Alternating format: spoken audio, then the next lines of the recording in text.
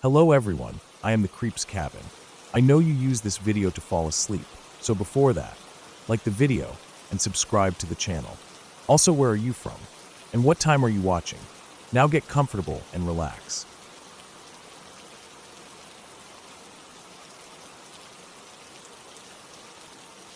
I was just a kid when it happened, too young to understand the weight of it, too young to know that some things stay buried in your mind forever, whether you want them to or not. We lived in a house backed up to a steep hill, the kind of slope that made you hesitant to run too fast down it, knowing you'd end up eating dirt if you lost your footing. At the bottom was a creek, winding its way through a thick patch of woods before opening into a park. It was the kind of place where kids played, where teenagers probably got high, and where people who had nowhere else to go sometimes wandered through. I spent a lot of time down there as a kid, mostly with my brother or some neighborhood friends, skidding down the dirt slope in our old sneakers and wading into the water when it was low enough. There was an old wooden bridge a little farther down, rotting at the edges, where the older kids used to fish or throw rocks. To me, the place was just a backyard playground, a wild patch of land that didn't belong to anyone but was ours just the same. I had no reason to think of it as dangerous. Not until that night. It was late summer, and the air still carried the heat of the day, heavy and thick even as the sun sank lower behind the trees. I remember sitting in the living room, probably watching TV or messing with something on the floor, when my dad got up suddenly. The way he moved caught my attention. It wasn't the normal way he stood up, stretching or groaning about his back. It was quick, purposeful. I turned to look at him just as he reached the back door. The screen creaked as he pushed it open, stepping out onto the deck. I remember watching him, the way his head tilted slightly, listening. I didn't hear anything at first, just the usual summer sounds, the faint buzzing of cicadas, the rustling of wind through the trees. Then it came again, a scream. I could hear it that time, but it wasn't like the screams I was used to. Not a playful shriek from kids goofing off. Not the exaggerated cry of some teenager trying to scare their friends. This one was different. It was long and raw, cracking in the middle like whoever was making it couldn't hold it in any longer. It made my stomach twist, though I didn't know why. My dad did. He leaned over the railing and called out. His voice cut through the air, loud, clear, asking if someone needed help. The woods swallowed his words, but nothing came back. No answer, no movement, just silence stretching too long, making the whole thing feel worse. He waited a moment, then called again. I remember staring at his back, at the way his shoulders tensed like he was bracing for something, but there was still nothing. Eventually, he shook his head, muttered something under his breath, and came back inside. I asked what was wrong, but he just said it was probably kids screwing around down by the creek. He didn't seem convinced, though. Neither was I. That weekend, we left town. I don't even remember where we went, probably to visit family, maybe just a short trip somewhere. It didn't matter. The important part was that we weren't home. The house sat empty, quiet, while whatever had happened down there stayed buried in the trees. We didn't know anything was wrong until we came back. I remember pulling into the driveway and seeing them first, the police cars. 3, maybe 4 of them. Their lights off, but their presence alone making my chest feel tight. There were people moving through the brush near our house, men in uniforms walking the edge of the property, some farther down toward the creek. Yellow tape stretched across part of the trees. A dog barked somewhere in the distance, sharp and urgent. My mom told us to stay inside. I watched from the window as my dad walked over to one of the officers. They talked for a while, my dad's expression shifting from confusion to something else. Something harder. I couldn't hear what was being said, but when he came back inside, he looked different, like he had walked into something he couldn't step back out of. Later, I found out why. 50 feet from our property, just past where the hill leveled out near the creek, they had found her. A woman, young, stabbed to death. The case was still fresh at that point, the investigation just starting. The news was everywhere, but my parents kept it from me. I was too young to hear about things like that, too young to understand what it really meant. So they kept it quiet. Didn't talk about it at dinner, didn't bring it up when we watched TV. To me, it was just a weird day, a strange memory with no real weight to it. I didn't know my dad lay awake at night, thinking about that scream. I didn't know he pictured a man crouched over her in the dark, finishing what he had started, only to hear my dad's voice cutting through the silence. I didn't know he wondered if that man had paused, gripping the knife, deciding whether or not to climb the hill, and come for whoever had interrupted him. I didn't know any of it. Not until years later. I was a teenager when they finally told me. Even then, they still didn't tell me everything. My dad told me about the scream, about calling out, about the police. But he lied about the location. He told me they found her farther down the creek, near the bridge where the older kids fished. That was bad enough. The thought of someone being murdered in a place I used to play was unsettling, but it wasn't personal. It was just a terrible thing that had happened somewhere nearby. It wasn't until much later, when I brought it up again, that they admitted the truth. She hadn't been found near the bridge. She had been found right there, just past the bottom of our hill. 50 feet from where I used to play. 50 feet from where I used to run through the trees, my feet kicking up dirt, my hands brushing against the trunks as I weaved between them. 50 feet from where I had sat on fallen logs, poking at bugs with sticks, completely unaware of what had once soaked into the ground beneath me. I don't go back there anymore, not even as an adult. I know the case was never solved, though some people think they know who did it. Donald Blum, the man who later abducted, murdered, and burned Katie Poyer. I've read about him. I've seen his face. It doesn't matter whether or not it was him. What matters is that someone was down there that night. Someone who did something awful, something violent, something that turned a stretch of woods behind our house into something else entirely. Something that made my dad lie awake in the dark, staring at the ceiling, wondering if a man with a knife had stood at the bottom of our hill, looking up at our house, deciding whether or not to come inside. I try not to think about it too much, but sometimes I do. Sometimes I picture myself as a kid, running through those woods without a care in the world, kicking over rocks, climbing trees, laughing. And I wonder if, at any point, I ever stepped on the spot where they found her. I wonder if, without knowing it, I ever played in the same place where she took her last breath. And I wonder if whoever did it, whoever crouched over her in the dark, hearing my dad's voice call out, ever came back. If he ever stood at the edge of the woods, looking up at the house, watching, thinking, wondering what would have happened if he had made a different choice. And I wonder if somewhere he still does.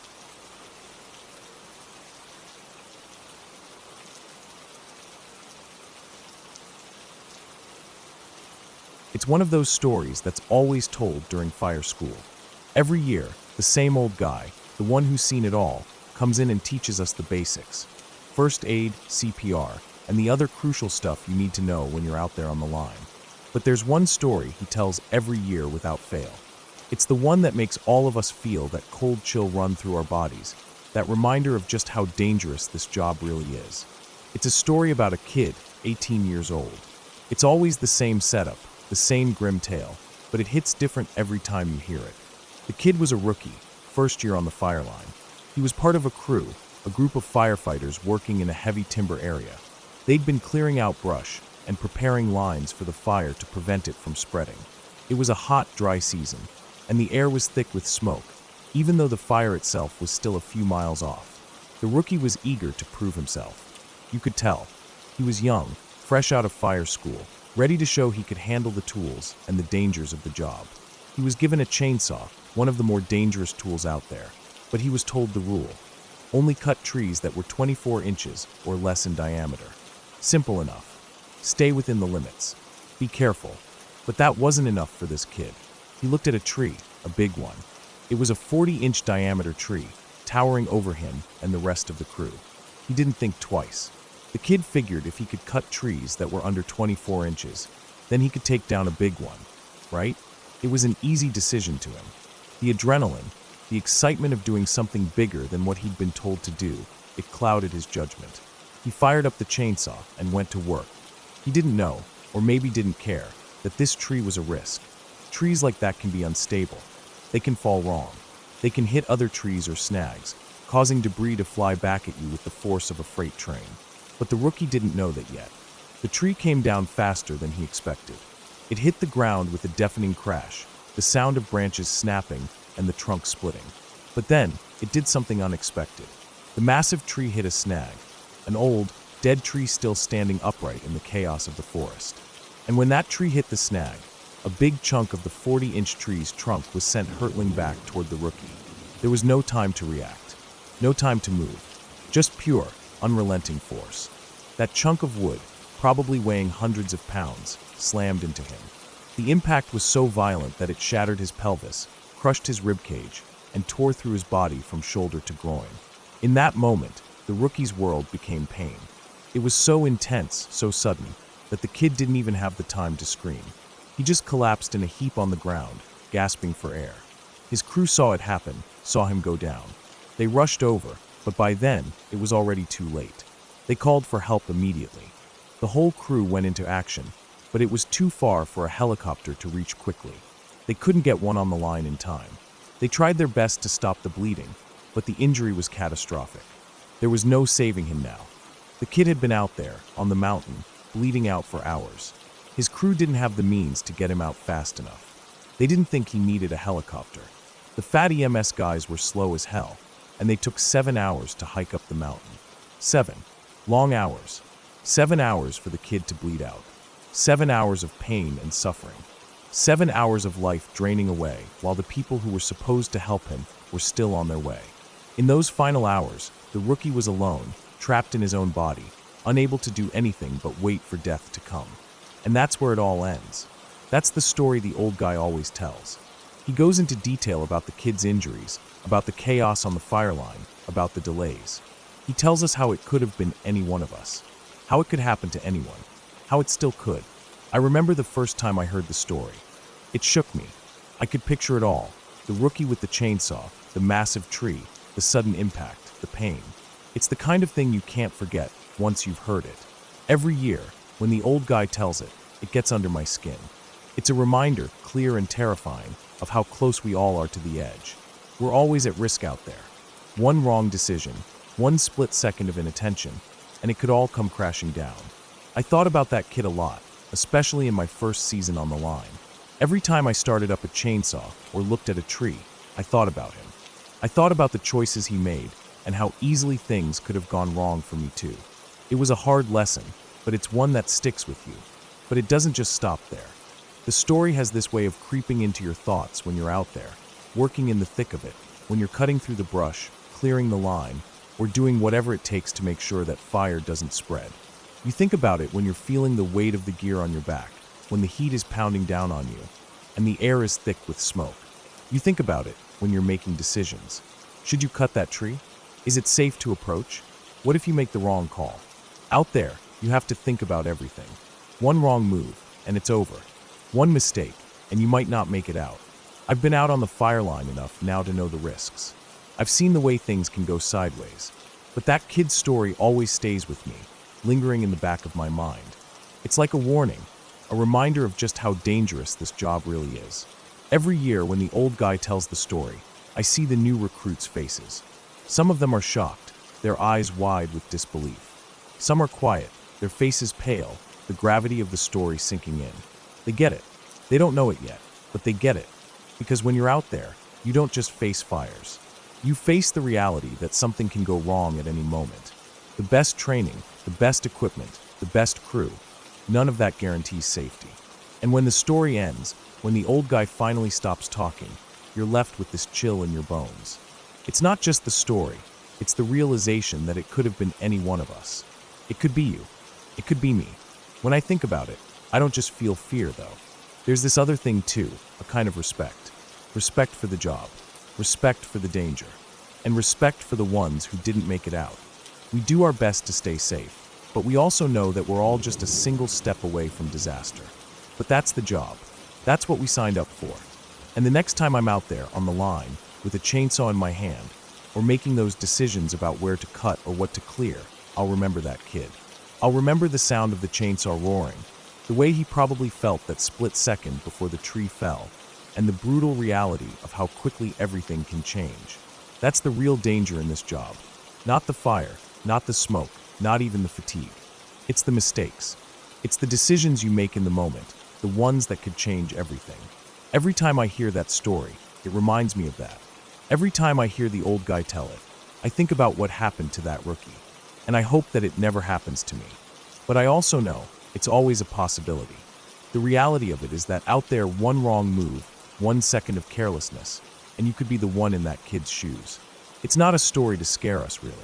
It's a story to remind us. It's a story to make sure we never forget what could happen if we're not careful.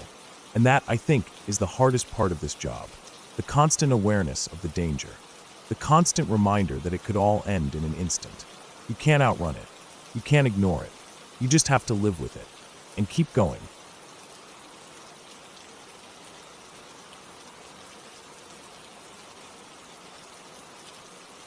I had never lived far from home before. My boyfriend and I had packed everything we owned into a rental truck, left behind familiar streets and faces, and driven across the country to a state neither of us had any connection to. It had been exciting at first, the idea of starting over, of making our own place feel like home. But after the novelty wore off, I found myself feeling uneasy more often than not. The apartment itself was fine. It was spacious, bigger than we expected for what we could afford, but the layout was weird. The kitchen was small compared to the living room, and the bathroom had no windows. That was the worst part. The fan in there was loud, too loud. The kind of loud that made it impossible to hear anything outside of the bathroom while it was running. It had to be kept on, though, because without it, moisture would build up and mold would start growing. The neighborhood was another thing that kept me on edge. It wasn't exactly dangerous, but it wasn't safe either.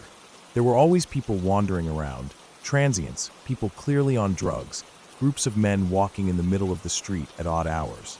The complex itself had security cameras, but no actual security. Car break-ins were common, and I'd heard stories from neighbors about strangers trying their doorknobs in the middle of the night. I always double-checked that our door was locked before going to bed. At the time, my boyfriend and I worked opposite schedules. He would be getting ready to leave, just as I was getting home. We barely saw each other during the week. It was frustrating, but we made the most of the little time we had. That night had been no different. I walked in as he was finishing up his routine, and we talked for a few minutes before he had to go. He had put on a live feed of Amanda Palmer doing a reading or a talk or something.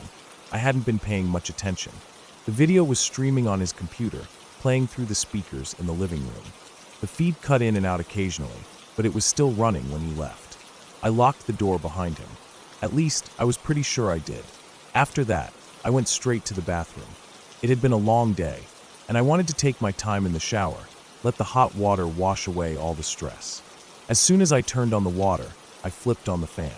The moment the fan started up, the rest of the world faded into nothing. I took my time, letting the steam fill the tiny, windowless space. I wasn't thinking about anything important, just letting my mind wander while I stood under the water. When I finally turned off the faucet, the sound of the water died, the steam settled, and for the first time since stepping into the shower, I could hear again. And that's when I heard it. Loud voices. Yelling. The sound was coming from the living room. For a second, I stood there frozen, heart hammering in my chest. I grabbed my towel and wrapped it around me, hands shaking as I pressed my back against the bathroom door, listening. The voices were loud, erratic, fast, overlapping. It wasn't music. It wasn't a TV show. It was talking, but too loud, too forceful. I felt my stomach drop. Had I locked the door? I had to have locked it. I always locked it. But had I been distracted? Had I assumed I did it without actually checking? I reached for my phone with trembling fingers, gripping it so hard my knuckles ached. My brain was running through the possibilities, each one more terrifying than the last. My boyfriend was gone. We didn't have friends here. We lived on the second floor, so it wasn't noise from outside. No one should be in my apartment, but someone was. I tried to breathe as quietly as possible. I wanted to convince myself it was nothing. Maybe my phone was playing something. Maybe I left the TV on. But no, I hadn't touched the TV, and my phone had been with me the entire time. I squeezed my eyes shut. If someone had broken in, they would have seen my purse by the door. They would know I was home. They might have even heard the shower running and realized I was alone. My chest tightened. I didn't have anything to defend myself with. No weapons. No way out except the bathroom door. And beyond that, the 10 feet of open space I'd have to cross to get to the front door. I swallowed hard and pressed 911. My voice shook as I whispered my address to the dispatcher. I tried to explain what I was hearing, but I barely had the breath to speak. The dispatcher was calm. She told me to stay quiet, told me officers were already on their way. They were going to knock on the door and announce themselves, and when they did, I needed to run and let them in. 10 feet. That was all I had to get through. The next few minutes stretched on endlessly. The voices in the living room kept going, and every second that passed made my skin crawl. Then, loud pounding. Police. Police. The dispatcher told me it was time. "Okay," I whispered. 1, 2, 3. I ran. My bare feet slapped against the floor. The living room was a blur of shadows and light as I bolted for the door. My fingers fumbled with the lock, and then I yanked it open. 2 officers rushed inside, weapons drawn. I stumbled back, clutching my towel, my body still dripping from the shower. 1 officer stayed with me while the other 2 moved through the apartment, clearing every room, every closet. I stood outside, shaking, heart pounding so hard I could barely hear over the rush of blood in my ears. They searched everything, and they found nothing. No intruder, no sign of forced entry. But what they did find was my boyfriend's computer, still sitting on the desk. The speakers were on. The live feed was still playing. The video had been cutting in and out the entire time, the audio stuttering, playing snippets of voices in bursts. The yelling, the erratic, overlapping speech, had just been the fragmented audio of Amanda Palmer's talk. I felt my stomach unclench, my shoulders sagging with the weight of relief and embarrassment all at once. The officers were kind about it. They told me it was better to be safe, that I had done the right thing by calling. But even as they left, my face was burning. I sat down on the couch, still wrapped in my towel, staring at the computer screen. The live feed flickered, the video buffering. Another garbled burst of audio filled the room, voices overlapping in a confusing mess before cutting out again. I reached forward and closed the browser. Silence. I let out a breath I hadn't realized I was holding.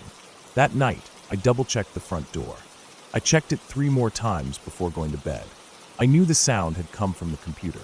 I knew there had been no intruder. But for the next few nights, I still found myself waking up at the smallest noise, ears straining, waiting to hear something that wasn't there.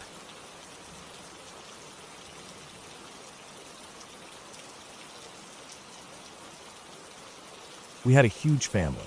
A lot of cousins, aunts, uncles, all living in the same town. My dad's side was the most tight-knit, always getting together for family reunions, holidays, birthdays, you name it. The center of it all was my grandparents' house, this enormous, old place that stretched out across what seemed like miles of property. It had everything, from the wraparound porch to the large windows that looked out onto rolling hills and a little creek in the distance. My grandfather wasn't a very kind man, but everyone respected him because of the family he built. And my grandmother, well, she was the heart of everything. She kept us all together, made sure no one felt left out. But when she passed away when I was just 7, everything changed. I can still remember the day like it was yesterday. It was a clear, sunny afternoon, but there was something heavy in the air. It felt like the world had shifted, and I didn't fully understand it at the time. My grandma was the matriarch, the person everyone could lean on. When she passed, the family scattered in every direction. It wasn't sudden or violent, but it was a loss that cut deep. Some people turned to substances, others moved away, and for the first time, the family split into factions. It was sad, seeing how everyone seemed to fall apart without her. Even my grandfather, who had never been particularly affectionate, seemed lost without her. But what happened next was even stranger. When my grandma passed, she left the house to my dad. My grandfather was too old to take care of such a big property, so he sold it to my dad for next to nothing, just $2. It seemed like a strange gesture, almost like he didn't care about the house anymore. He moved in with my aunt, and from then on, he rarely visited, and when he did, he wouldn't go anywhere near the living room. I remember one time, when my dad asked him why he wouldn't go into that part of the house, my grandpa just stared at him and said, "I don't feel right in there. Sarah watches me while I'm in there."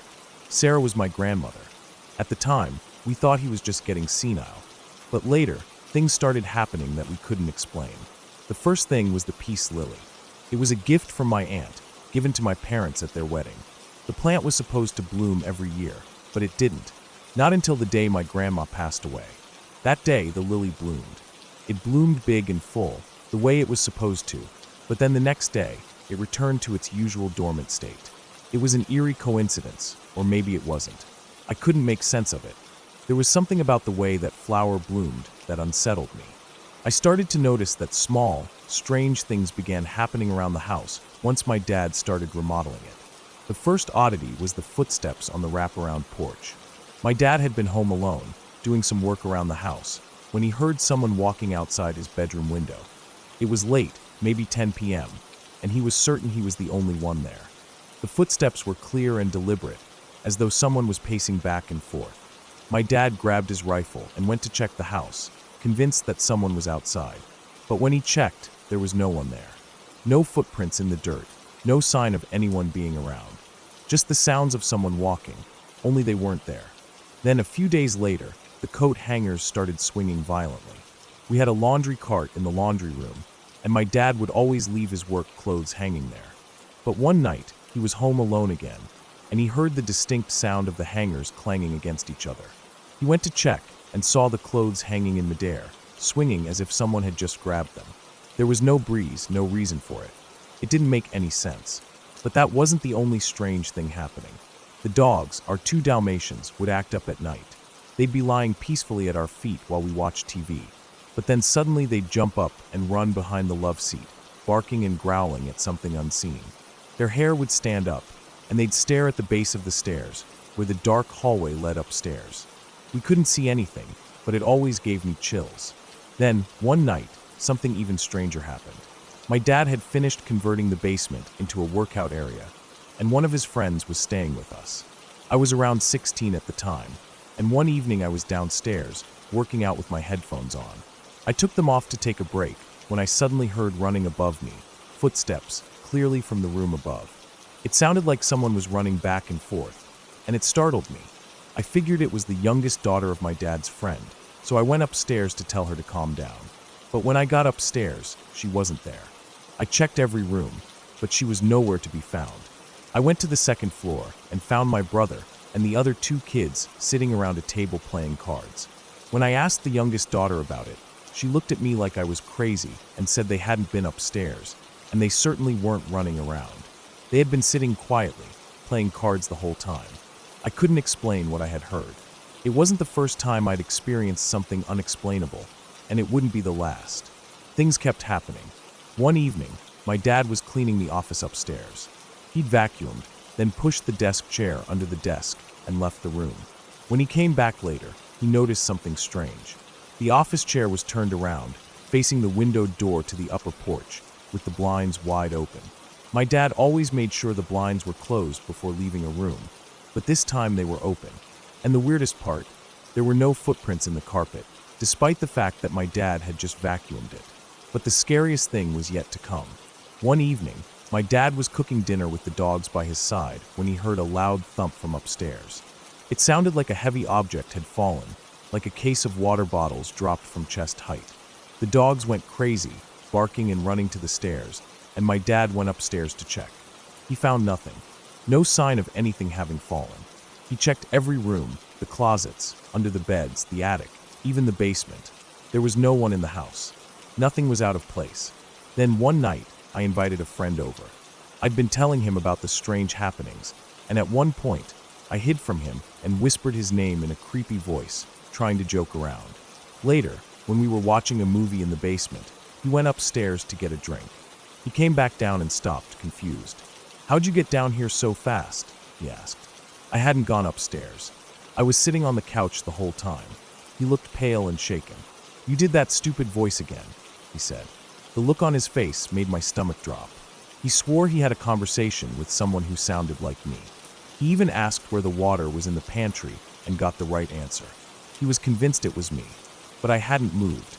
My heart was racing, and my skin was crawling.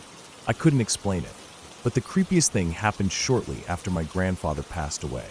We had been noticing that the peace lily had bloomed again, just like it had the day my grandma died. It bloomed in full, bright white flowers, and that night, my grandfather's health took a turn for the worse. He passed away soon after. When we sold the house, the strange happenings stopped. The footsteps, the thumps, the eerie noises, everything stopped. We moved into a new house, a smaller place. Our dogs no longer barked at nothing. The air felt lighter, as if something had been lifted. But when we sold the house, the new owners told us something unsettling. One of their daughters had seen a woman in the bedroom across from hers. Another daughter described seeing a woman behind her door when she closed it. They both described her as looking like my grandmother, tall, with long brown hair, and wearing a white sundress. It felt like the house still held something of her. But the weirdest part? I haven't felt anything since. I've lived in different places, far from home, and I don't feel watched anymore. I don't get the sense that someone's in the room with me when I turn the lights off at night. But for a while, it was different. It was like something was in the house with us, watching, waiting. I still wonder sometimes. But whatever it was, it's gone now.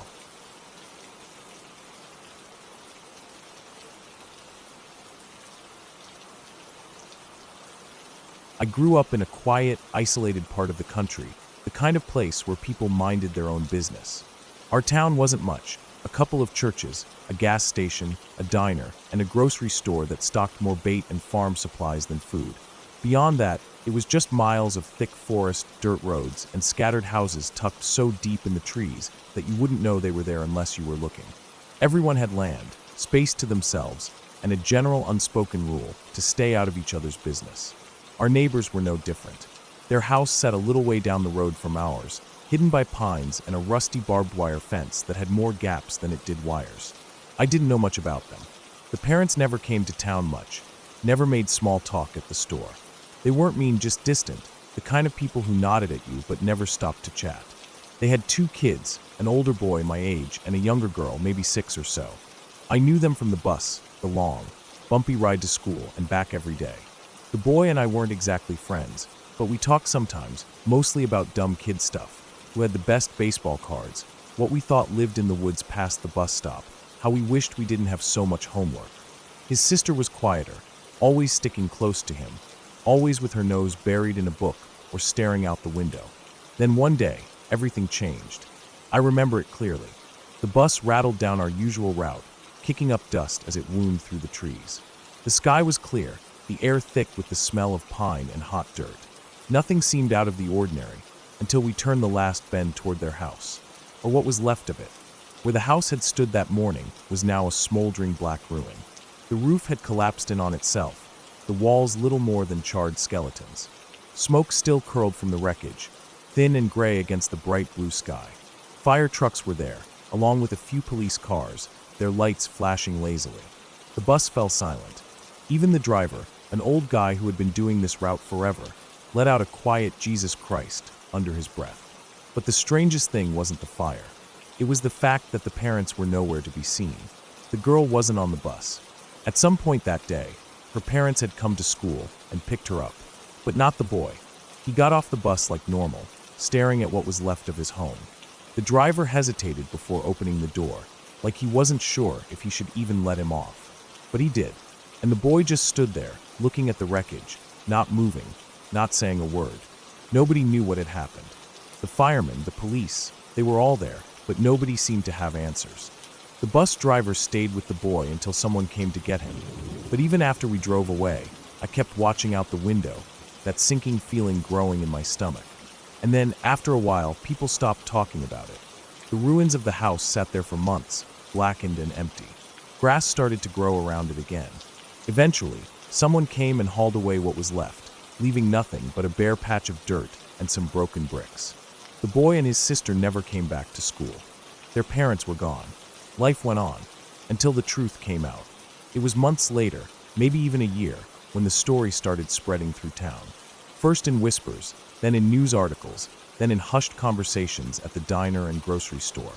The fire wasn't an accident. The mother had set it on purpose, and she hadn't done it just to destroy the house.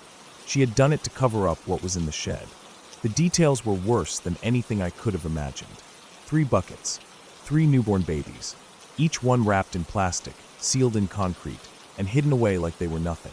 The mother had given birth in that house 3 times. Each time, she had killed the baby, and each time, the father had helped her hide the body. And when family came to visit, she panicked, afraid they might find the buckets. Instead of moving them, instead of trying to get rid of them, she burned the whole house down. But the buckets weren't in the house. They were in the shed. The fire hadn't even touched them. When the investigators went through the wreckage, they found them sitting there, lined up like they had been waiting to be discovered. And just like that, the whole town turned upside down. The mother was arrested. The father, too, though he got off easier, an accessory, not the killer. The kids were sent to live with family somewhere else. I never saw them again. Even now, years later, I think about them. I think about the boy sitting on that bus, staring out the window, having no idea that his mother had killed 3 of his siblings before they ever had a chance to live. I think about the little girl, too young to understand, being taken away from school without knowing that her world was about to collapse. I wonder what they're doing now. If they ever think about that house, about the parents they lost. If they ever found out all the details, or if their family spared them from knowing the worst of it. Sometimes, when I drive through town, I take the old route past where their house used to be.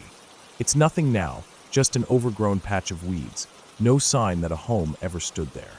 But I remember, and I know somewhere out there they remember too.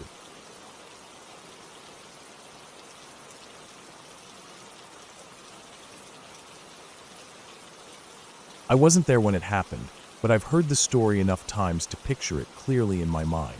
My mom was in high school back then, and this was just one of those stories that everyone knew. One of those things that people talked about in whispers when they were drunk, or when someone brought up the dangers of winter. It was the kind of thing parents used to scare their kids. Don't go out drinking in the cold. Don't leave your friends behind. Don't be stupid. It happened sometime in the 80s, out in the desert outside town. It was winter, and even though the desert gets hot during the day, the nights were another story. The cold out there wasn't like the kind you got in the mountains, where there was always snow and ice. It was worse in a way, sneaky, dry, bitter air that cut through your clothes. The kind of cold that didn't seem so bad at first, but if you weren't careful, it could kill you. That night, 5 kids had gone out to drink. 3 boys, 2 girls. They were the popular ones, the ones everyone knew. The ones who partied hard and never seemed to face any real consequences. They had driven out of town, away from parents, away from the cops, away from anyone who might tell them to stop. They parked somewhere off the highway, on a dirt road where no one would see them, and started drinking. They were out there for a while, passing bottles back and forth, laughing, talking loud, not caring about the cold. The alcohol kept them warm at first. That's how it always works. It makes you feel like you're fine, like you're invincible. They were sitting on the hood of the car, leaning against it, taking turns stumbling off into the dark to piss. The desert stretched out all around them, flat and empty, nothing but dry brush and dead-looking trees. In the distance, they could see the mountains, dark shapes against the sky. The stars were bright, the moon was high, and the air was sharp and still. After a while, they started getting tired. The fun was wearing off, and the cold was creeping in. They climbed into the car to warm up, ready to go home. But when the driver turned the key, nothing happened. Just a weak clicking sound. The gas gauge was on empty. They sat there for a minute, drunk and confused, trying to figure out how that had happened. Maybe they'd forgotten to fill up before they left. Maybe someone had left the car running too long while they were drinking. It didn't matter. They weren't going anywhere. One of the guys, he was the athletic type, always trying to prove himself, said he'd walk back to town to get help. It wasn't that far, he said. A few miles. He could do it. The others were too drunk to argue. They just nodded and told him to hurry. He set off down the dirt road, heading toward the highway. At first, he was fine, walking fast, hands in his pockets, breathing deep. But the cold was getting worse. The alcohol in his system made him feel warm, but it was fake warmth, the kind that tricks your body. The desert was silent except for the wind, moving through the dry grass, rattling the branches of leafless trees. The road stretched on forever. He walked for what felt like a long time, but he wasn't moving as fast as he thought. His legs felt heavy. His breath was coming out in thick clouds. The further he went, the more the cold started to sink in. The kind of cold that makes your fingers stop working right. That makes your toes go numb in your shoes. Somewhere along the way, he must have fallen. Maybe he tripped. Maybe he just sat down to rest for a minute, thinking he'd get back up soon. Maybe he passed out. No one knows for sure. But he never made it to town. The others waited in the car for a while, but he didn't come back. Hours passed, and they started getting scared. They didn't have any other options, so they decided to walk back themselves. By the time they reached town, they were half frozen and sobering up fast. They went to the police, to their parents, to anyone who would listen. Their friend had gone for help, but he never made it. A search party was put together. People from town, the cops, volunteers. They went out with flashlights, spreading out, calling his name. They found him off the side of the road, curled up in the dirt. He was still alive, but barely. His skin was pale, his lips were blue, and his limbs were stiff. He couldn't move. He couldn't even talk. The doctors said he had severe frostbite. The kind that doesn't just make your fingers turn white for a while. The kind that kills the flesh, blackens it, makes it rot while it's still attached to you. They said there was no saving his hands, his feet. The tissue was dead. If they didn't amputate, he'd get gangrene. He'd die. But his father didn't want that. His father was a politician, a big name in town, the kind of man who cared more about appearances than anything else. A son with no arms, no legs, that wasn't acceptable. That wasn't something he could spin in a speech, something he could use to his advantage. He made a decision.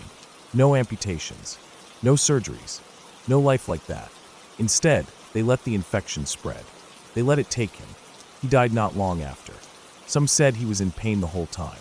Others said they kept him comfortable, that they gave him enough medication to dull the suffering. Either way, he never had a choice. The town moved on. The story became a cautionary tale. Something parents told their kids. Something that got passed around in whispers, the details changing a little every time. Some said he had tried to crawl, dragging himself toward town, leaving a trail in the dirt. Some said his father didn't just let him die, but made sure of it, that he refused food, refused water, watched as his son wasted away. But the truth was bad enough. And in the end, that's all that mattered.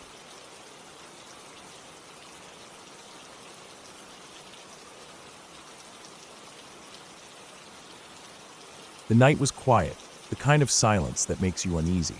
The road stretched ahead in an endless ribbon of blacktop, disappearing into the darkness. My headlights carved through the emptiness, casting long, sharp shadows across the pavement. The sky above was moonless, and the only light came from my 1967 Ford Mustang GT's bright beams and the faint red glow of the taillights bouncing off my rearview mirror. I had been driving for about an hour, cruising at a steady 70 miles per hour. There was no one else on the road, not for miles. I liked it that way, just me, my car, and the hum of the engine rolling through the open highway. The Mustang was fast as hell, built to dominate any road it touched. The roar of the engine was a comfort, a sound I had come to know better than my own heartbeat. That's when I saw them. Headlights. A car was coming up behind me. Not fast at first, just closing in slowly, creeping into my rear view. I kept my speed steady, but my gut told me to pay attention. Something didn't feel right. The way the headlights moved, it wasn't like a regular car just passing by. They stuck behind me, pacing me. I pressed the gas a little, bumping up to 80. The car behind did the same. Now my stomach tightened. This wasn't normal. I wasn't the kind of guy to get paranoid on the road, but I knew enough about bad situations to trust my instincts. Whoever was behind me wasn't just another late-night driver. They were following me. The glow from their headlights got brighter in my mirrors. They were closing the distance, making sure I knew they were there. I could see the shape of their car now, low, aggressive, wide. A Dodge Challenger R/T. My hands tightened on the wheel. I tapped the brakes slightly, seeing if they'd pass. They didn't. That was enough for me. I floored it. The Mustang's tires gripped the asphalt, and I felt my body press back into the seat as the car surged forward. The engine roared as I shot up past 100 miles per hour in seconds. The trees lining the road blurred into streaks of black, the white lane dividers whipping past faster and faster. But the Challenger stayed with me. I pushed harder. 120, 140, 160. The road stretched ahead, empty, nothing but the dark horizon.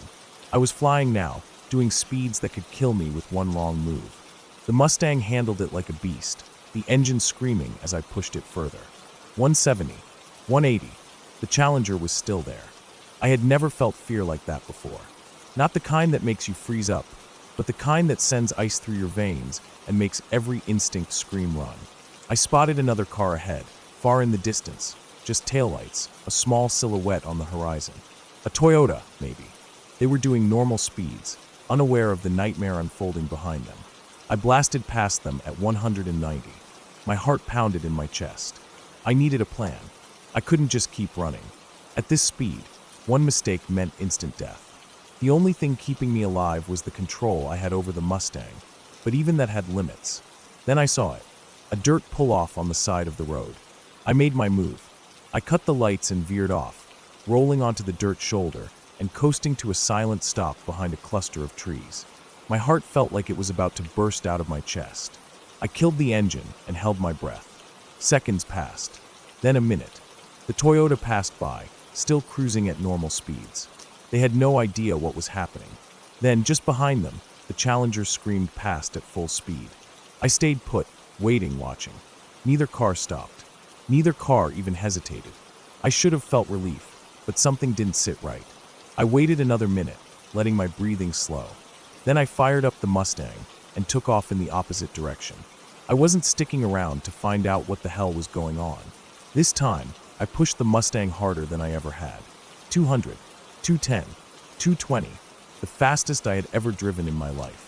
My hands were shaking, my mind racing. I didn't stop until I was miles away, far from whatever had just happened. I pulled into a gas station on the outskirts of a small town, my hands still gripping the wheel like a vice. I sat there for a while, letting the engine tick down, my heart still hammering. The next morning, I saw the news. A Challenger R/T reported stolen earlier that night. The driver was wanted for multiple murders, a serial killer who had been hunting victims on desolate highways. And the Toyota? Wrecked. Everyone inside was dead. I don't know if the Challenger caught up to them, ran them off the road, or if they crashed trying to escape like I had. But I do know one thing. If I hadn't gunned it when I did, if I hadn't trusted my gut, I wouldn't be here to tell the story. I still think about that night, about the sound of my tires gripping the road, the feeling of raw speed saving my life. I wonder what would have happened if I had hesitated, if I had let them catch up. I don't drive the same way anymore. I don't trust the night like I used to, because out there, on the loneliest highways, you never know who's watching, or who's following.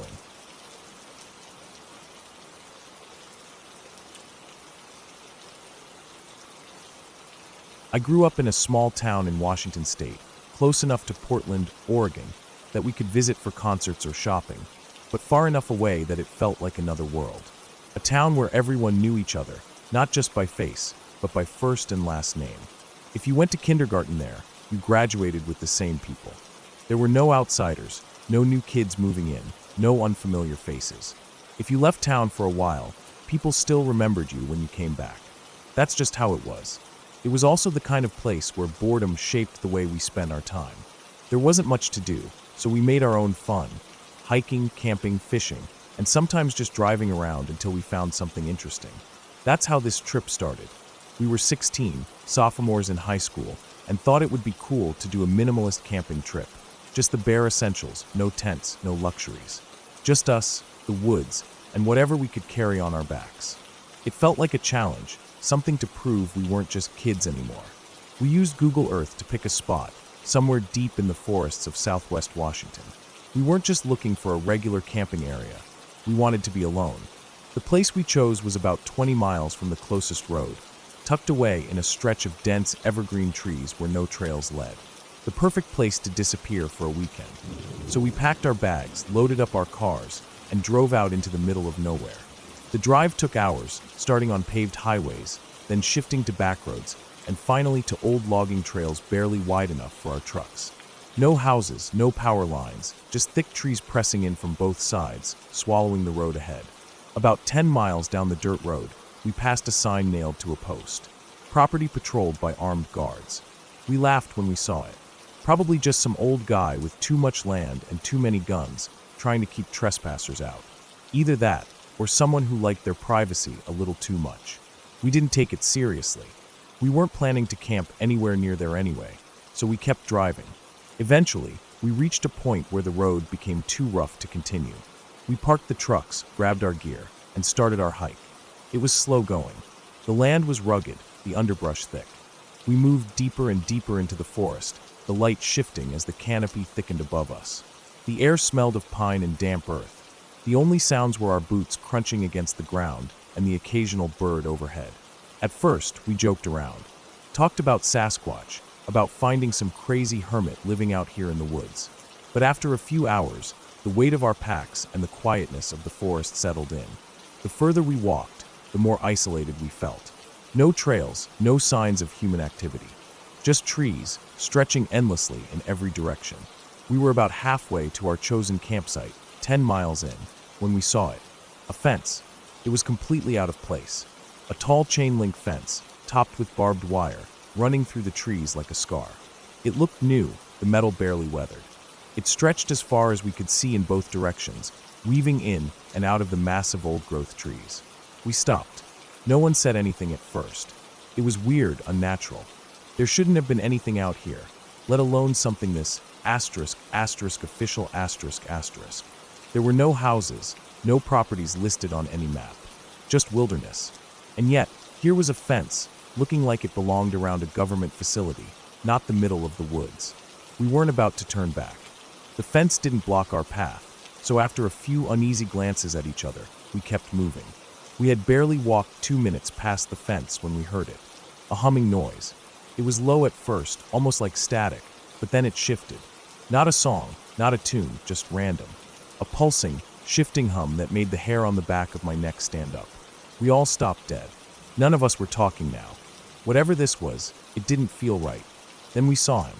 A boy stood about 20 yards ahead of us, touching the trunk of a small pine tree. Sean. I knew him. We all knew him. We had grown up with him, sat next to him in class. He was our age, had always been a little different, had some kind of autism or something similar. He never talked much, kept to himself. But this made no sense.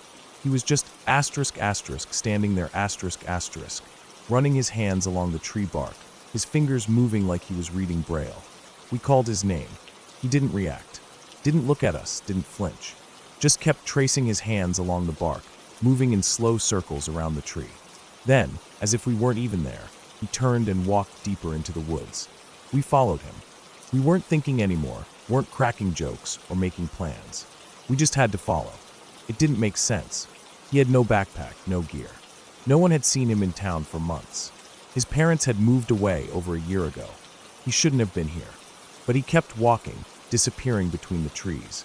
We tried to keep up, pushing through the underbrush, but suddenly, the fence was in front of us again, No openings, no gate, no way through. He was gone.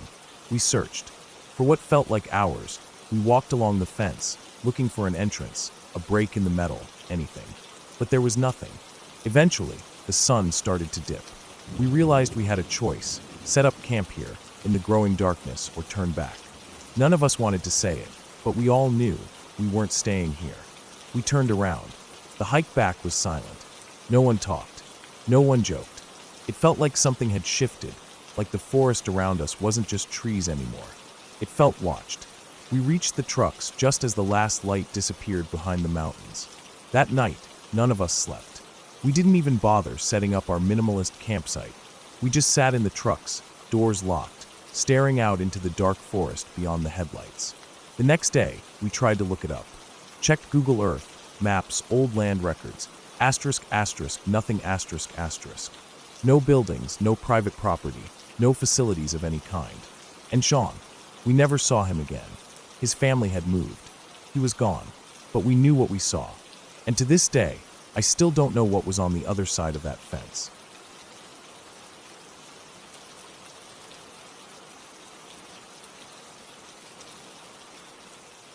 I still think about it sometimes, even years later. The way it happened, how fast it all unfolded, how a single decision can set off a chain of events that ends in something irreversible, something tragic. I wasn't there when it happened, but my best friend was. He was a reserve police officer at the time, and when the call came in, he was one of the first to arrive on scene. The details he told me stuck in my mind like a bad dream that never fully fades. I wasn't even the one who saw it firsthand, but I can still picture it, like I had been standing right there in the cold glow of the emergency lights. It was late afternoon, the kind of time when schools were just letting out, and the streets were filled with kids walking home. There was nothing unusual about the day, nothing that set it apart from any other. The town was quiet, the streets mostly empty except for a few cars rolling through. The sun was lowering, casting long shadows across the pavement. The boy, he was just a teenager, maybe 15 or 16, had been dismissed early from school. He had gotten into trouble in class, and the school staff had sent him to the office. After a discussion, they decided to call his mother to pick him up, but she refused, told them that if he wanted to act out, then he could walk home and think about it. And so, that's what he did. He left the school alone, heading in the direction of his house. I imagine he was angry, maybe muttering to himself, kicking loose stones on the sidewalk as he walked. Maybe he had his hands shoved in his pockets, huffing with frustration, eyes on the ground instead of the street. He would have taken the same path he always did. It was a route he knew well. Down a few blocks, past some houses and old storefronts. then through an intersection near the edge of town. There was a stop sign there, one that most drivers actually obeyed. But not that day. The driver was drunk. Not just a little drunk, not the kind where you might be able to keep it together for a few miles before the swerving starts. He was well past that. The kind of drunk where reaction times are gone, where the road blurs and the speedometer creeps up without you noticing. His car came down the road fast, too fast for a town this size, where most streets were 35 miles per hour at most. The stop sign wasn't even a consideration. He probably didn't even see it. And if he did, it was too late. The boy was crossing the street when the car hit him. I don't know if he saw it coming. I don't know if there was a moment where he realized what was about to happen, if he had time to flinch or turn his head. Maybe he did, maybe he didn't. But in the end, it didn't matter. The impact sent his body flying. There are details that stick with you when you hear about something like this. Things you wish you could forget, but can't. One of those details is what happened next. The boy didn't just land on the ground. His body, still moving with the force of the collision, slammed into the stop sign, and his head hit the metal edge. It wasn't like in the movies, where things are clean or somehow softened for the audience. This was real life, and real life is brutal. The stop sign's edge was thin, sharp enough at high speed. His skull split on impact. He died instantly. The call came in a few minutes later. My friend told me that when they pulled up, the scene was eerily quiet. No screaming, no bystanders rushing in. Just the boy's body lying near the base of the stop sign, still unmoving. His head. I won't describe it any more than that. The officers stood there for a moment, just processing it. You never really get used to seeing death up close, especially not like that. Even if you train for it, prepare yourself for the reality of it. There are some scenes that will always shake you. They had to start securing the area, pushing back any curious onlookers who were starting to gather. Someone had already called an ambulance, but there was no rush anymore. There was nothing they could do. A few of them went to speak to the school staff. They needed to confirm who he was, how he had ended up here. That's when they found out about the phone call with his mother, how she had refused to pick him up, how she told them to let him walk home. I try not to think about what it must have been like for her. The moment the officers showed up at her door, the way their faces must have looked when they told her, the way her own face must have fallen when she realized what they were saying. How do you even begin to process something like that? They found the driver a short distance away. His car was pulled over, sitting on the side of the road, engine still running. He hadn't even tried to run. Maybe he didn't realize what he had done. Maybe he was too far gone, too drunk to piece it together. When they approached the vehicle, he barely reacted. His eyes were glassy, his movements slow and uncoordinated. He didn't resist when they pulled him out of the car. I wonder if he remembers any of it now. If he ever thinks about that night. If he ever sees flashes of what happened when he closes his eyes. Or if the alcohol had blurred it enough that it never fully sank in. They arrested him right there. I still think about it sometimes. About how close everything in life is to changing forever. One decision, one mistake, one moment that turns everything inside out. The boy didn't deserve what happened to him. His mother, no matter what she had said, didn't deserve to live with that weight. And my friend, he never talked much about that night after that first time. He had seen bad things before, but something about this one was different. It stayed with him. Maybe because the kid was so young. Maybe because it could have been anyone. Maybe because when you see something like that up close, it's impossible to ever really forget.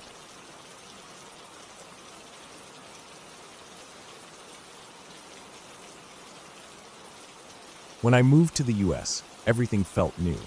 The people, the streets, even the air, it was different.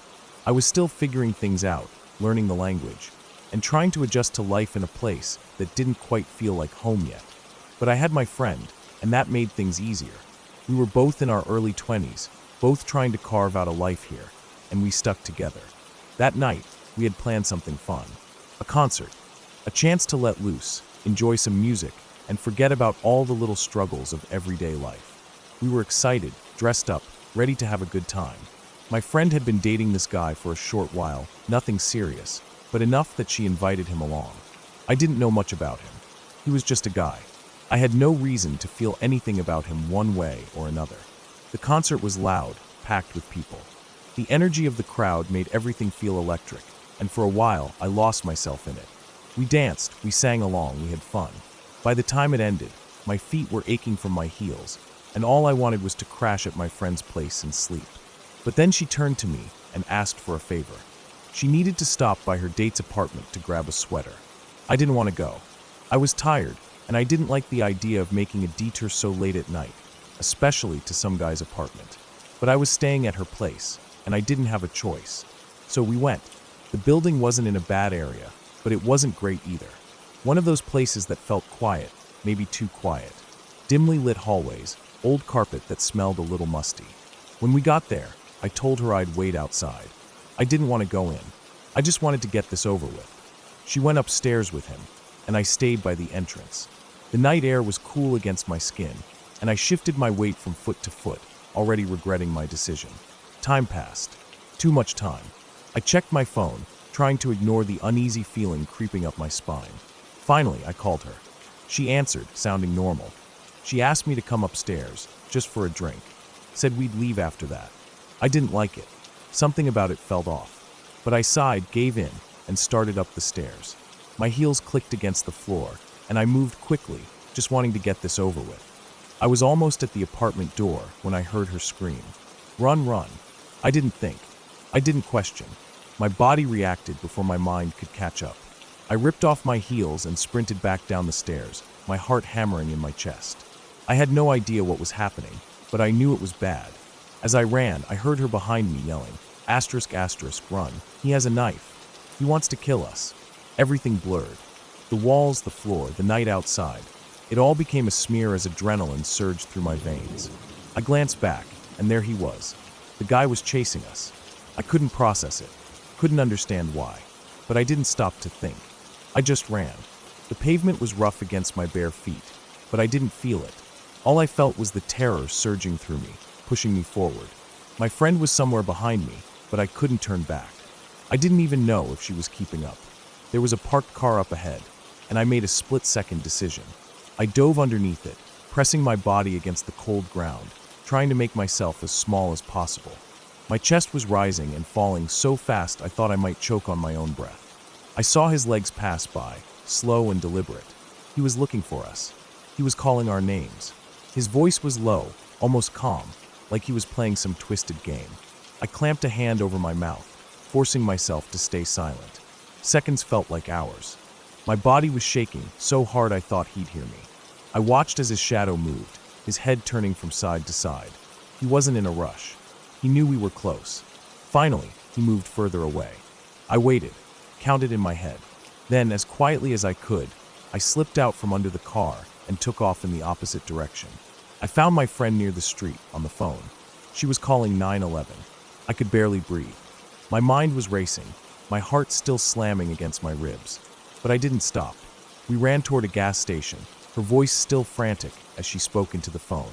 I risked a glance back. He was still following us. My legs burned, but I kept running.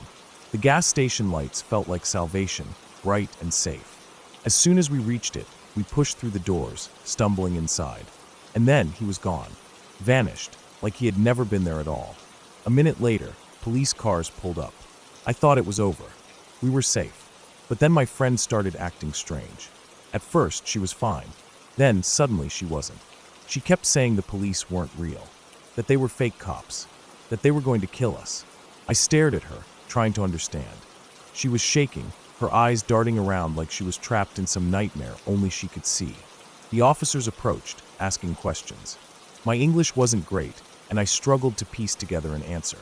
I tried to explain what happened, but my friend was getting worse.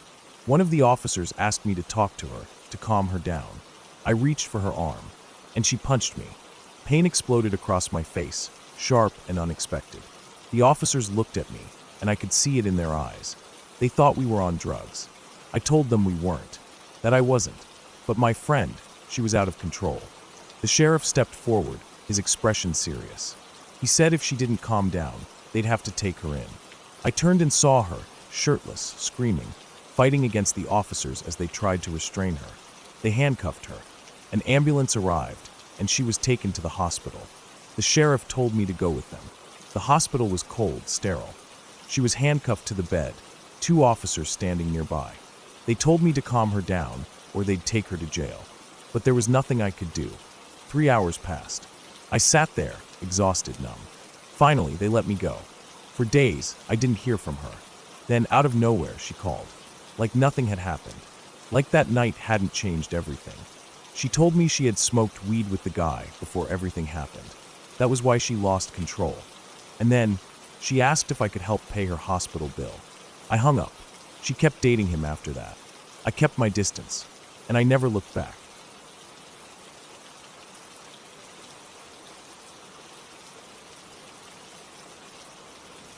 I wasn't the kind of kid people noticed. If I walked into a room, no one turned their head.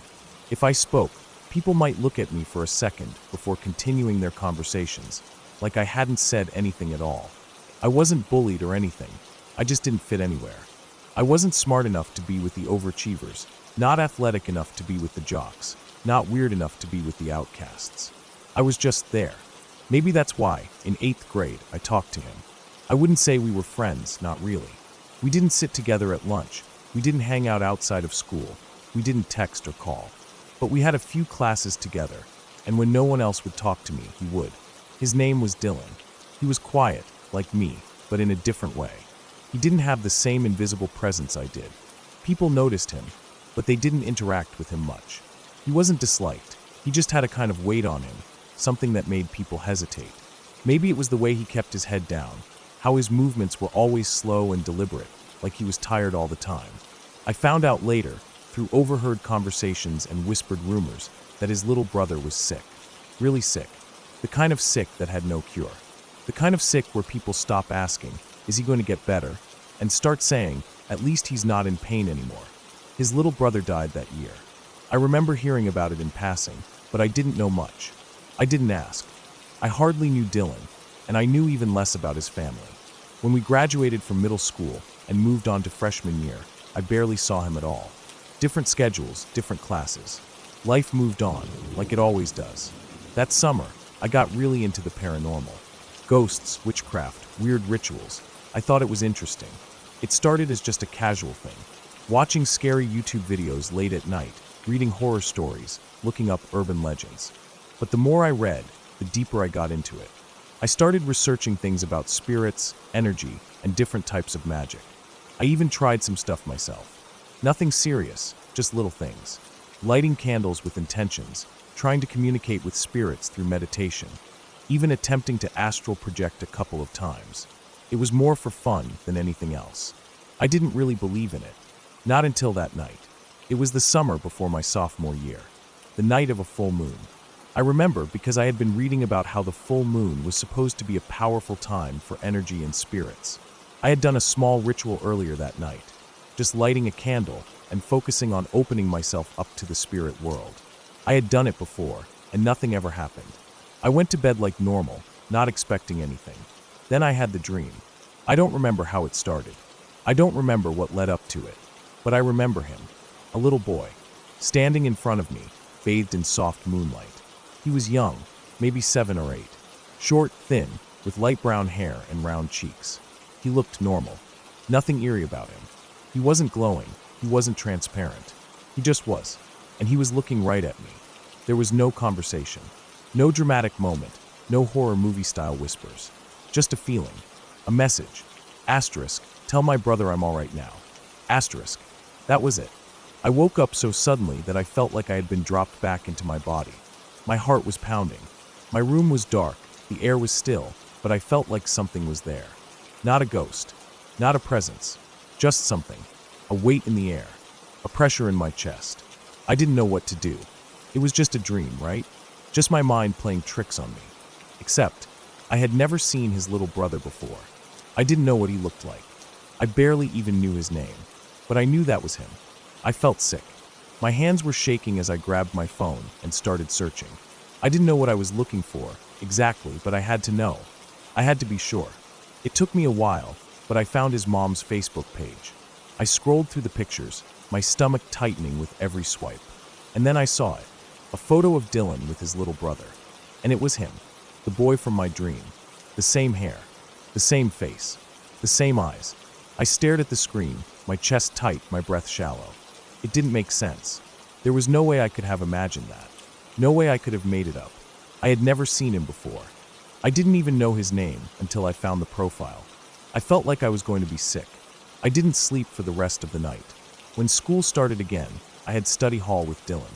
I hadn't seen him much during freshman year, but there he was, sitting a few seats away from me in the library. He looked the same, quiet, tired, always keeping to himself. I wanted to tell him. I needed to tell him. I sat there, staring at the back of his head, my heart hammering. The words were right there, stuck in my throat. Asterisk, your brother came to me in a dream. He wanted me to tell you he's all right now. Asterisk. But I couldn't do it. I didn't know how he'd react. Would he think I was crazy? Would he get mad? Would he even believe me? I told myself I would wait for the right moment. Maybe after class. Maybe next week. Maybe sometime later. But the moment never came. Days passed. Then weeks. Then months. I never said a word to him. And eventually, study hall changed. Different semester, different schedules. I didn't see Dylan again after that. I stopped messing with paranormal stuff after that. No more ghost stories, no more rituals, no more opening myself up to things I didn't understand. I never had another dream like that. Never saw the little boy again. But I still think about it sometimes. I still wonder if I should have told him, if it would have made a difference, if he ever felt like his brother was okay. But I'll never know, because I never said anything. And now it's too late.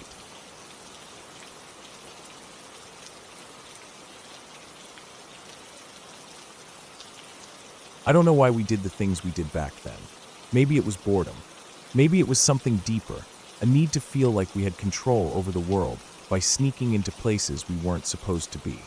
Either way, in 2004, my friends and I spent most of our free time exploring abandoned buildings, caves, and anywhere we could get into unnoticed. The more dangerous, the better. We convinced ourselves we were urban explorers, but really, we were just a bunch of dumb kids looking for a thrill. That fall, we found a manhole cover left open by the city. It was one of those maintenance access points, the kind workers used to get into the sewer system below. Most people would just walk past something like that without a second thought. Not us. It was me, my friend David, and the others, Joe, Chris, and Skylar. We all gathered around the opening, staring down into the dark hole. The smell hit first, a mix of damp concrete, stagnant water, and something else, something rotten. A cool draft rose from the opening like the earth itself was breathing. Chris and Skylar immediately backed off. That's sketchy, Skylar muttered, shaking his head. Joe hesitated, torn between wanting to prove himself and not wanting to climb down into a literal sewer. In the end, it was just me and David. David went first. He grabbed the rusted ladder bolted to the inside of the shaft and disappeared into the dark. His shoes clanged against the metal rungs as he descended. After a few seconds, his voice echoed up. It's fine. Just come down. I followed, stepping onto the ladder, feeling the cold metal under my fingers. My old brother's military-style angle-head flashlight was clipped to my belt, and as I climbed down, I reached for it, switching it on before my feet touched the wet concrete below. The yellowish beam cut through the darkness, revealing exactly what I expected. A long tunnel stretching in both directions, a shallow stream of filthy water running down the center. The walls were slick with condensation, lined with rusted pipes and clusters of cobwebs. It was cold down there, way colder than it should have been. My breath fogged up in the light as I scanned our surroundings. The only sound was the faint trickle of water and the occasional drip from the ceiling. Let's go a little further, David said. I nodded. We walked, our footsteps echoing off the curved walls. The deeper we went, the more our friends' voices faded above us. The tunnel smelled worse the farther we went, like decay and mildew. I kept the flashlight aimed straight ahead, watching as the tunnel curved slightly. The light caught something moving, just a rat, its eyes glowing for a split second before it scurried into a crack in the wall. At some point, we stopped and turned back toward the entrance. I cupped my hands around my mouth and yelled, "Come on, stop being scared." My voice bounced down the tunnel, warping as it went. I turned back to David, smirking, but before I could say anything, I felt it, something grabbing my coat. It wasn't a brush, like I had snagged on a pipe or a loose piece of metal. It was a grip, firm, deliberate. My entire body locked up. Then, with a sharp tug, whatever it was pulled me backward. My arm jerked, my balance shifted, and I slammed into David. I didn't think. I just ripped away and bolted. My legs moved before my brain could even process what was happening. David didn't ask questions, he ran too. That's when I heard it. A sound low and rattling, coming from behind us. A wheezing. It wasn't loud, but it was wrong. Something inhuman, like someone breathing through shredded lungs. It came in short bursts, sucking in air and pushing it back out. I ran faster, my boots splashing through the filth, my breath burning in my chest. David was right next to me, his face pale in the dim light. I didn't dare look back. We reached the ladder, and I shoved David toward it. He scrambled up, disappearing into the world above. I practically threw myself onto the rungs, climbing so fast I nearly slipped. The wheezing didn't get closer, but it didn't stop. It just stayed there, echoing in the tunnel beneath me. As soon as I was out, I rolled onto the pavement, my chest heaving. Chris, Skylar, and Joe stared at us like we were insane. I turned back to the manhole.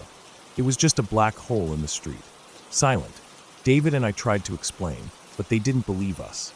They laughed it off, said we were just trying to scare them. I didn't go back down. Years passed. Life moved on. I forgot about that night, or at least, I pushed it down far enough that it didn't matter. It became one of those childhood memories you don't really think about until something forces you to. A couple of years ago, I moved to Wisconsin. I was scrolling through Facebook when I saw it. David's obituary, July 2018. I just sat there, staring at his name, reading the words over and over again. He was gone. And for some reason, my mind went straight back to that night in the sewer. I don't know why, but ever since, I can't shake this feeling, like something's watching me. When I'm alone, I feel it, this weight pressing down, this sense that something's just behind me, just out of sight. And sometimes late at night, when the world is quiet, I swear I hear it again. A wheezing sound. Slow, deliberate, waiting.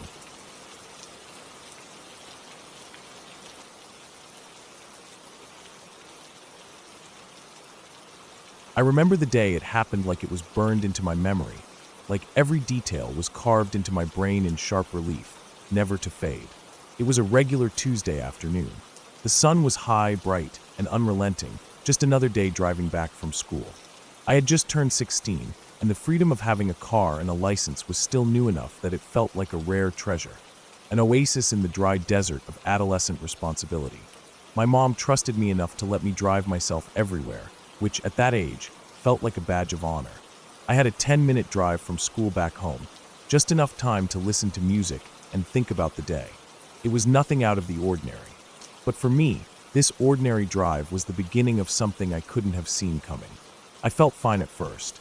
The car was moving smoothly along the road, and I was paying attention to the usual things.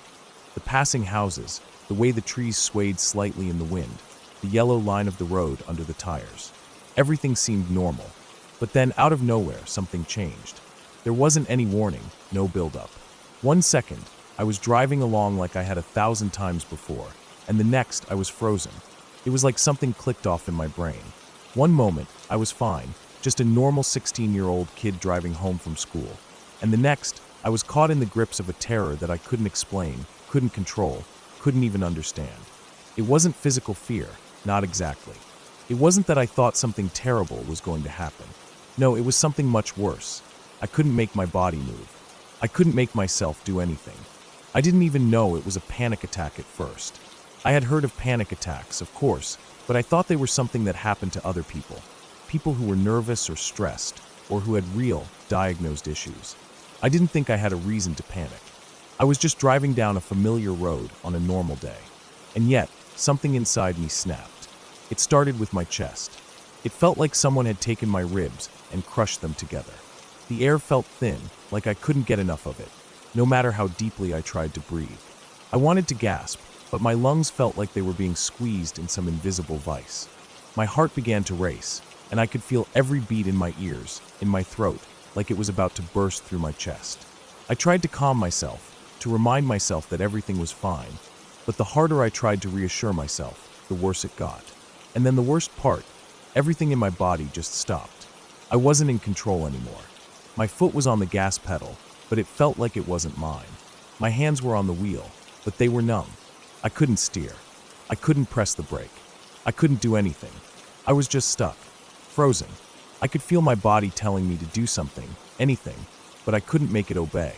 My eyes darted across the road, searching for a way out, a way to snap out of it, but nothing helped.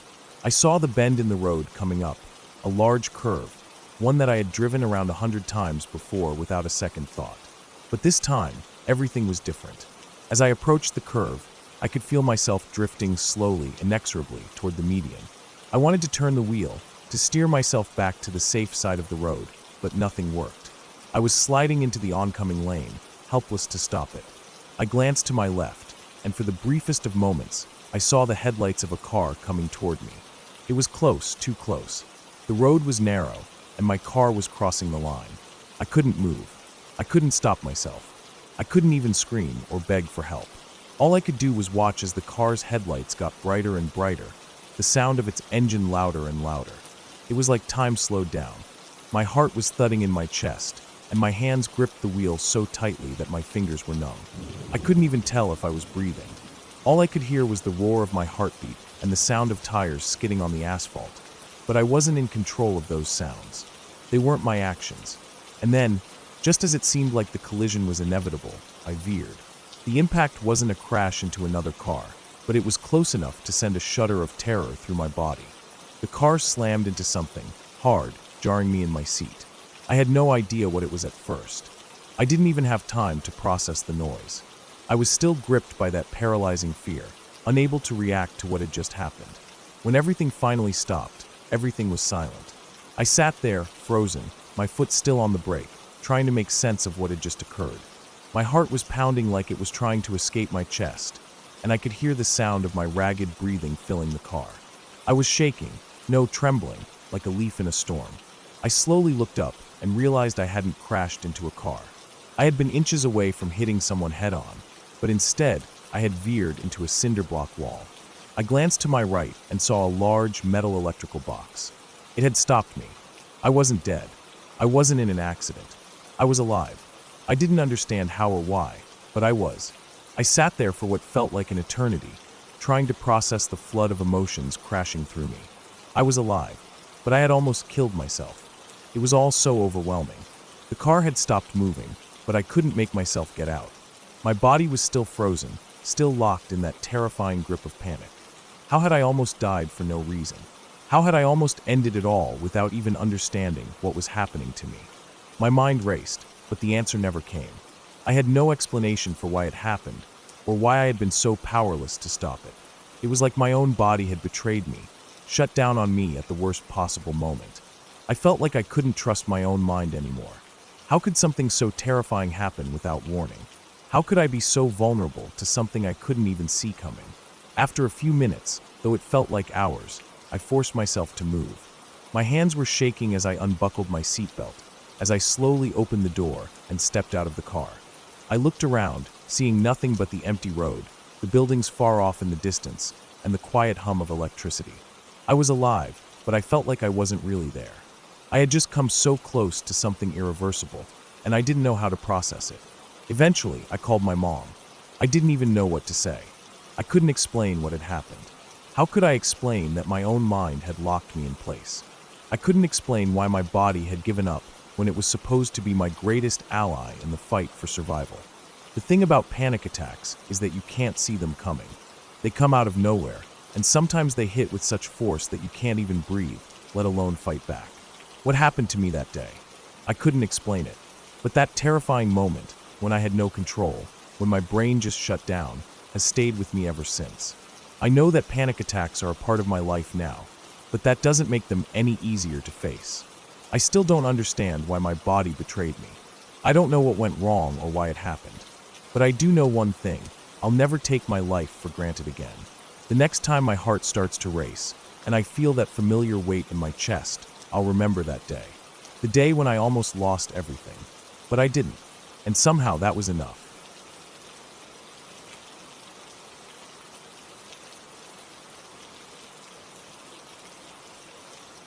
I was sitting on my couch, scrolling through my phone, when my friend called me. It was mid-morning, the kind of time where the day still felt fresh, full of potential. The sun was out, cutting through the blinds, and I had my dog lying next to me, half asleep. When I answered, I could hear the excitement in his voice before he even said anything. He had just gotten a new job, a fresh start, something he had been looking forward to for a while. He had been struggling to find steady work, bouncing between gigs that either didn't pay enough or didn't last long. But this one seemed promising. It wasn't anything glamorous, just a simple job at a small business, but he was hyped about it. I could hear him smiling through the phone as he told me he was on his way for his first shift. I was genuinely happy for him. He had been through a lot, and it felt like things were finally turning around. I told him that while he was starting work, I was about to take my dog for a walk. It was a normal conversation, the kind we'd had 100 times before. Then everything changed. I heard his car door open. The sounds in the background shifted, the faint hum of his engine shutting off, the door creaking, his feet hitting the pavement. I was only half listening, getting ready to put on my shoes, when he suddenly gasped. A sharp, panic breath. Then, rapid footsteps. Then his voice. "Oh shit. Oh shit. Oh shit. Oh shit." The way he said it, low and breathless, made my stomach drop. I had never heard him sound like that before. It wasn't just shock, it was fear, deep and immediate. I straightened up, gripping my phone tighter. "What happened?" There was a pause. Then, in a broken, shaking voice, he said my name. Just my name. Then nothing. Then retching. Wet, violent, gagging noises, followed by the unmistakable sound of vomit hitting the pavement. I stood frozen, my heartbeat pounding in my ears.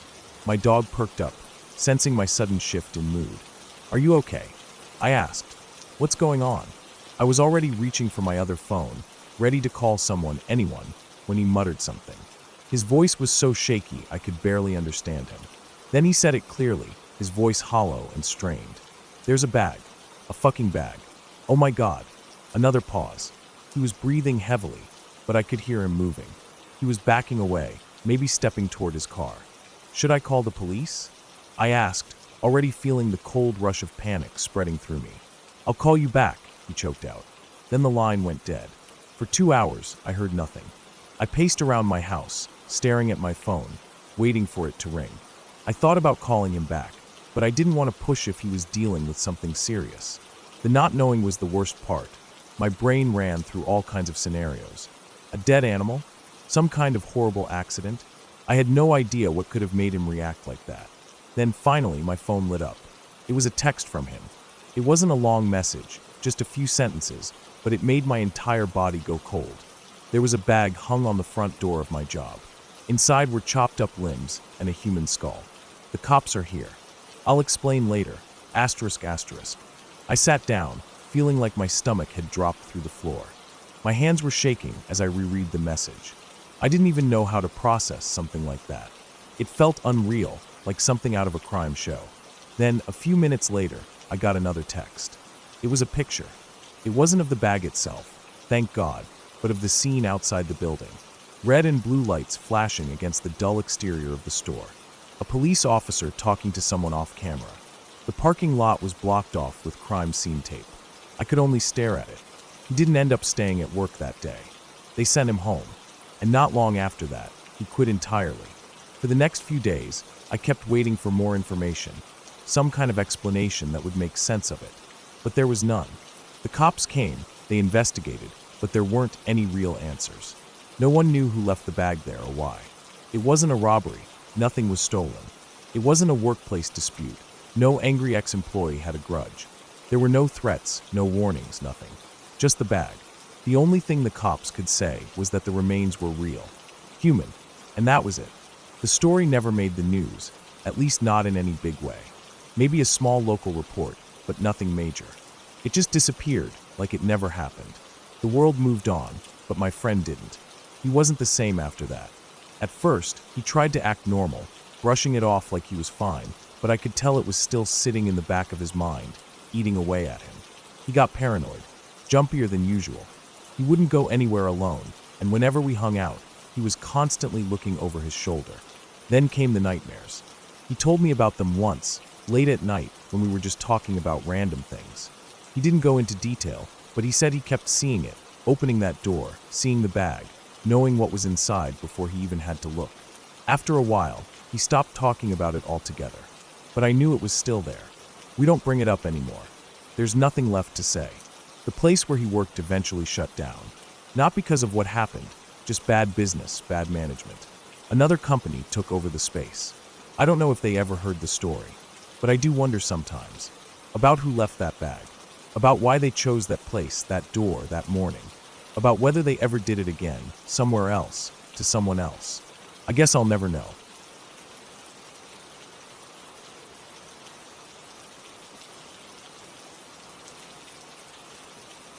I was born years after it happened. By the time I was old enough to hear the story, the man who did it was already locked away, and the house was someone else's problem. But some stories don't stay buried, no matter how much time passes. I grew up just down the road from the house where David Stewart killed his wife. The case was infamous. Everyone in town knew about it. Even if you were too young to remember the news, you heard it from your parents, your grandparents, your teachers. People whispered about it in grocery stores and at gas stations. Stewart had done something unthinkable. He'd killed his wife, chopped her up, and hid her body in a fish pond in the backyard while their 3 kids slept upstairs. And for 3 years, he got away with it. At first, he told everyone Debbie had run off. She was unstable, he said. She had abandoned her family, left her kids behind. He even went to court, trying to have her declared mentally unfit in case she was ever found. It was a solid lie, one he worked hard to make believable. But Debbie's sister never bought it. She knew. For 3 years, she pushed the police to dig up the backyard. And when Stewart finally lost the house in 1987, they did. They found Debbie. The summer of 1987 was strange for my family. My grandparents had lived in the same part of town for decades. That June, they moved into a house just down the road from Stewart's. They hadn't picked it because of what had happened. Back then, no one knew the truth yet. It was just a move, a fresh start. But that summer, the whole street felt different. People who didn't belong there kept driving through, slowing down as they passed the Stewart house. Some parked for a while, just watching. My mother, who was a teenager then, told me it felt like the whole town was waiting for something. It wasn't just the locals either. The case had made the news, so people from outside the area came too. True crime had always fascinated people, even before the internet, and everyone wanted to see the house where it happened. Strangers drove in from other towns, out of state even. Some of them knocked on doors, asking if anyone knew anything. Others just sat in their cars, watching, like they expected to see something through the windows. Like they thought if they stared long enough, they might catch a glimpse of what had happened inside. That was before the police dug up the pond. The backyard wasn't anything special. That's what people always say when they remember it. There wasn't anything about it that stood out. The fish pond wasn't big, just a small rectangle of water with a few scattered stones along the edge, weeds growing around the sides. It didn't look like a grave, but it was. When the police finally started digging, it took hours before they found anything. At first, it was just bags, plastic, torn open by years of water and decay. Then, beneath them, something worse. Bones. The remains of a woman who had been missing for 3 years, lying in pieces at the bottom of a backyard pond. People who lived on the street still talk about the smell. Even after all those years, the stench of death came back when the bags were pulled from the water. It hung in the air for days. My grandparents didn't live that far away, and my mom swears you could smell it from the front porch. That was the day the town changed. After Stewart's arrest, things should have settled down. The case was closed. Debbie's family had the truth. The murderer was behind bars. But the house wasn't empty for long. Not long after the investigation ended, a new family moved in. I don't know if they knew what had happened there. Maybe they thought they could live with it. Maybe they thought it didn't matter. They didn't stay long. Over the years, no one stayed in that house for long. Some people said it was the history. No one wanted to live in a place where something that awful had happened. Others said it was something else, something they couldn't explain. Doors that wouldn't stay locked. Footsteps in empty rooms. A feeling, heavy and cold, pressing down on your chest when you stood in the backyard, as if something was still there, just beneath the surface. Most people who lived there didn't talk about it. They just packed up and left. Then one day, the house was empty for good. Years passed. The case faded from daily conversation, but it never really went away. People still drove by, even after the house sat abandoned. The ones who remembered the story would slow down, staring at the overgrown yard, the broken windows. Sometimes they'd park for a few minutes before driving off. People still cared. Debbie's family never let anyone forget. My friend's mother was one of them. I didn't know it at the time, but she was directly related to Debbie. Her great-aunt had been the one to make the pencil drawing that hung in their house. It was only a few weeks ago that I learned that. I had been looking at the drawing, asking about it, when my friend told me about her family. About Debbie. About how they still wrote to the parole board, making sure Stuart stayed locked up. They never stopped fighting. They never let his crime become just another forgotten case. Even now, they still make sure he never gets out. Some stories don't stay buried. Some houses never find peace. And some crimes leave scars that never fade. Debbie Stewart never got to leave. She never ran away. She never abandoned her children. She was there, the whole time, lying at the bottom of a backyard pond, waiting to be found.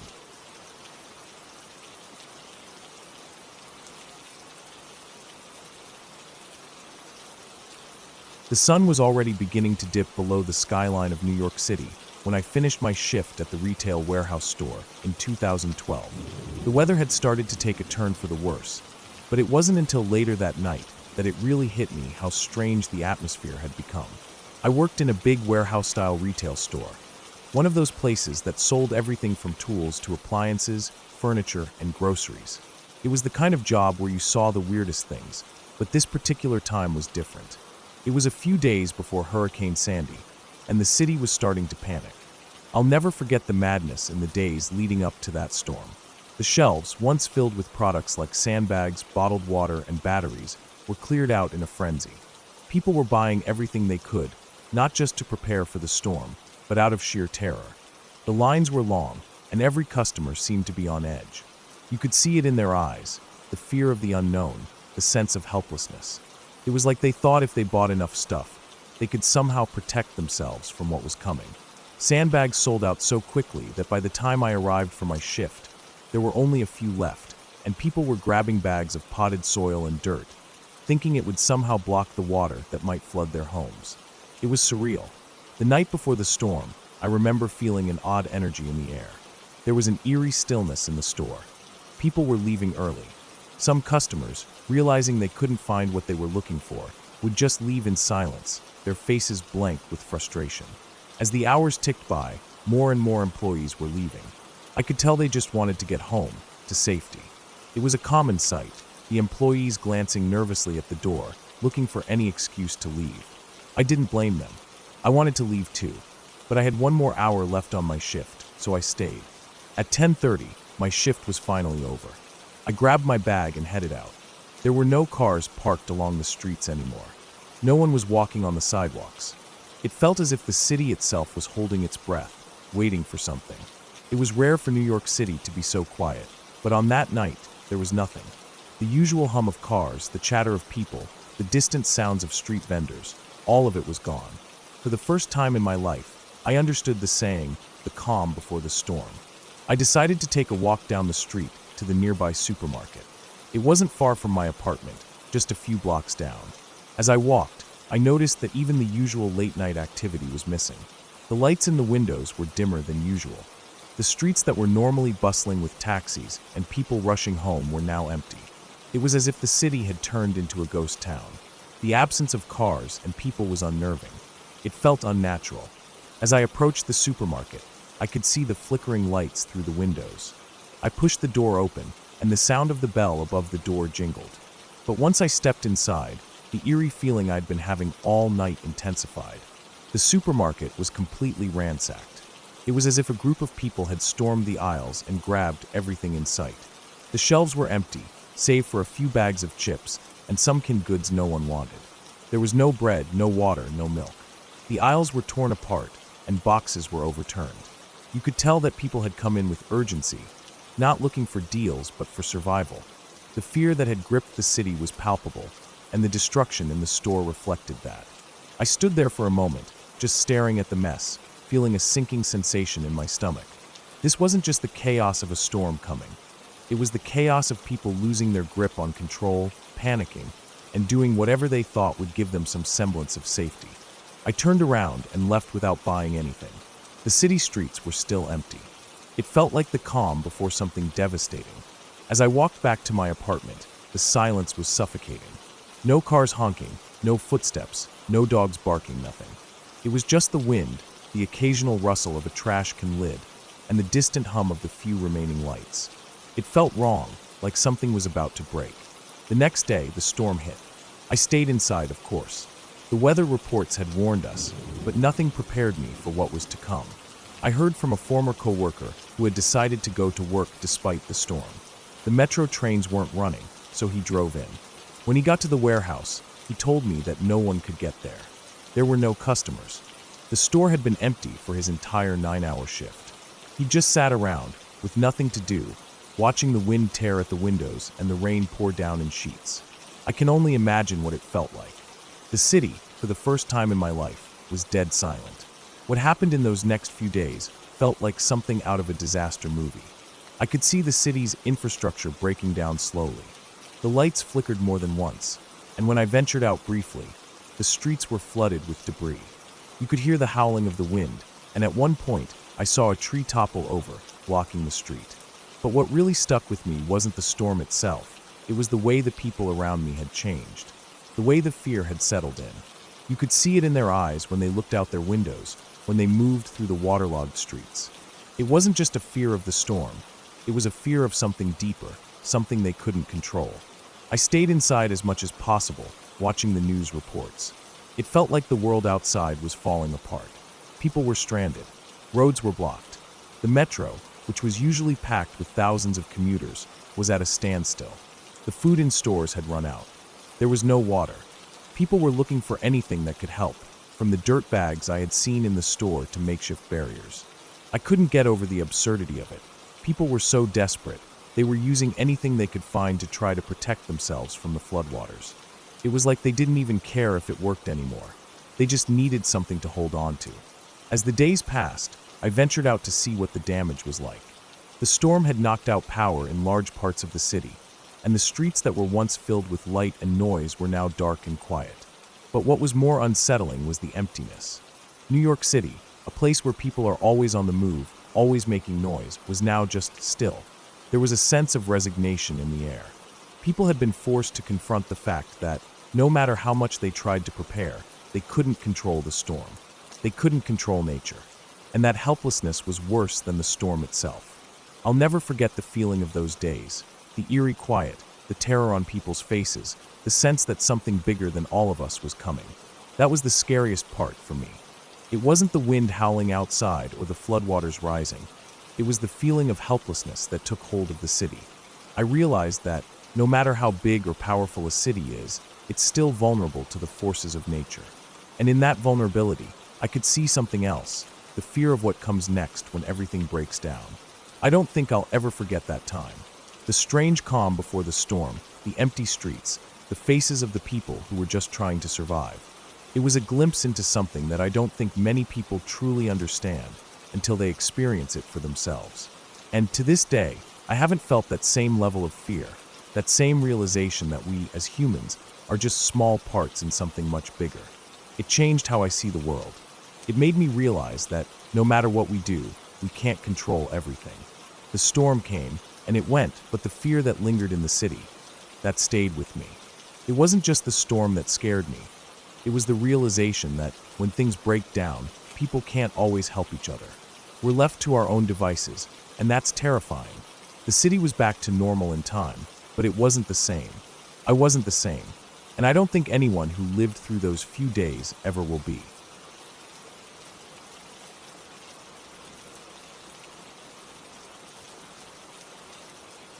Moving into a new apartment in New York City was supposed to be an exciting fresh start. The place wasn't perfect. It was a typical old walk-up with peeling paint in the hallways, creaky wooden floors, and a landlord who seemed to avoid maintenance requests. But it was home. The biggest selling point, at least for me, was my roommate, James. James was the kind of person who naturally made people feel safer. He was built like a personal trainer, always at the gym, and more importantly, he was a genuinely good guy. There was no weird tension. He was gay, I wasn't, and we got along great. In a city where living alone wasn't an option for most people, having a solid, dependable roommate mattered. I figured that even though the building was a little sketchy, I wouldn't have to worry too much about safety. That assumption changed in a single night. It had been a long day. Work had drained me, the subway ride home had been packed and miserable, and I was looking forward to nothing more than a shower and sleep. James had told me earlier that he was going out for the night, which meant I had the apartment to myself. The silence was almost unsettling at first. The building had thin walls, and I was used to hearing muffled conversations, footsteps on the stairs, the occasional distant barking of a neighbor's dog. But tonight, everything seemed quieter than usual. It wasn't completely silent. I could still hear the occasional car horn or siren from the streets below. But inside, the apartment felt still. I tried to shake the feeling as I stepped into the bathroom, leaving the door open out of habit. Our place was small, and keeping the door open helped air circulate better. The bathroom mirror was old, slightly warped at the edges, and reflected the dim glow from the hallway. I turned on the shower, the pipes groaning for a second before the water sputtered to life. The hot water felt good, washing away the grime of the day.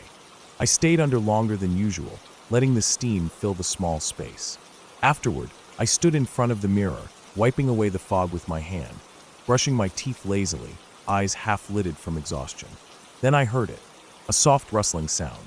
It was faint, but in a quiet apartment, even the smallest sound stood out. I paused, toothbrush still in my mouth, ears straining.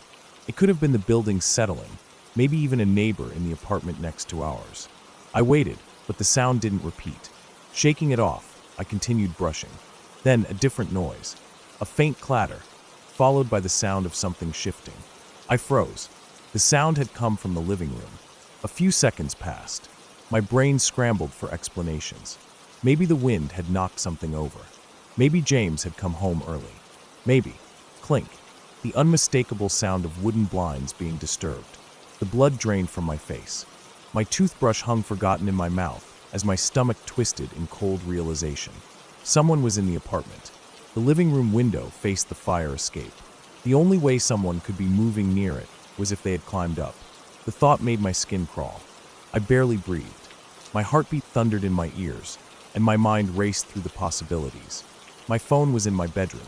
No weapon, no way to call for help. Just me, in a tiny apartment, completely vulnerable. Then I saw the shadow. Through the open bathroom door, I had a clear view into the darkened living room. The dim glow of the streetlights outside cast a faint outline of movement, something large shifting near the window. I heard the faintest creak of weight being shifted onto the floor. A footstep. I was paralyzed. Every nightmare scenario I'd ever imagined played out in my mind all at once. I thought of home invasions, of horror stories in the news, of the absolute helplessness of being trapped in my own apartment. There was no escape. The bathroom had no windows, no secondary exit. If I moved, if I made a noise, I'd be caught. The figure straightened.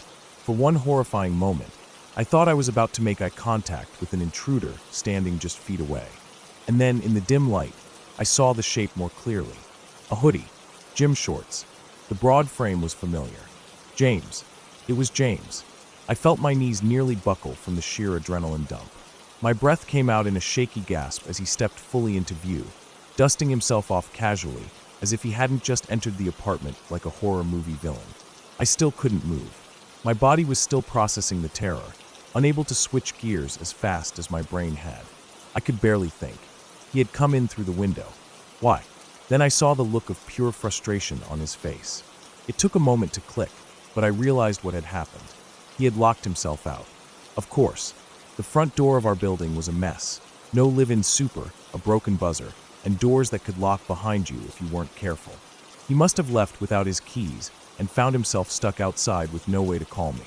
Instead of banging on the door uselessly, he'd climbed the fire escape and let himself in. As the realization sank in, the tension in my body released all at once. I slumped against the bathroom sink, legs still shaky, heart still hammering in my chest. The sheer terror I had felt moments ago still hadn't faded completely.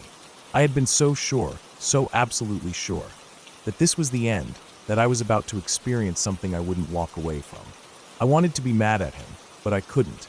I could only sit there, trying to force my body to calm down. I didn't sleep well that night. Even though I knew it had just been James, my brain kept replaying those seconds of pure fear over and over again. The moment of realizing I wasn't alone. The second when I saw the shadow move. The sheer helplessness of standing frozen, knowing that whatever happened next, I had no control over it. The next morning, I made a decision. I started keeping my phone with me at all times, even in the bathroom. From then on, I made sure I was never caught off guard like that again. And I emailed the landlord, demanding that security grates be installed over the windows facing the fire escape. James never tried climbing in that way again, and I never again assumed that I was completely safe in my own apartment.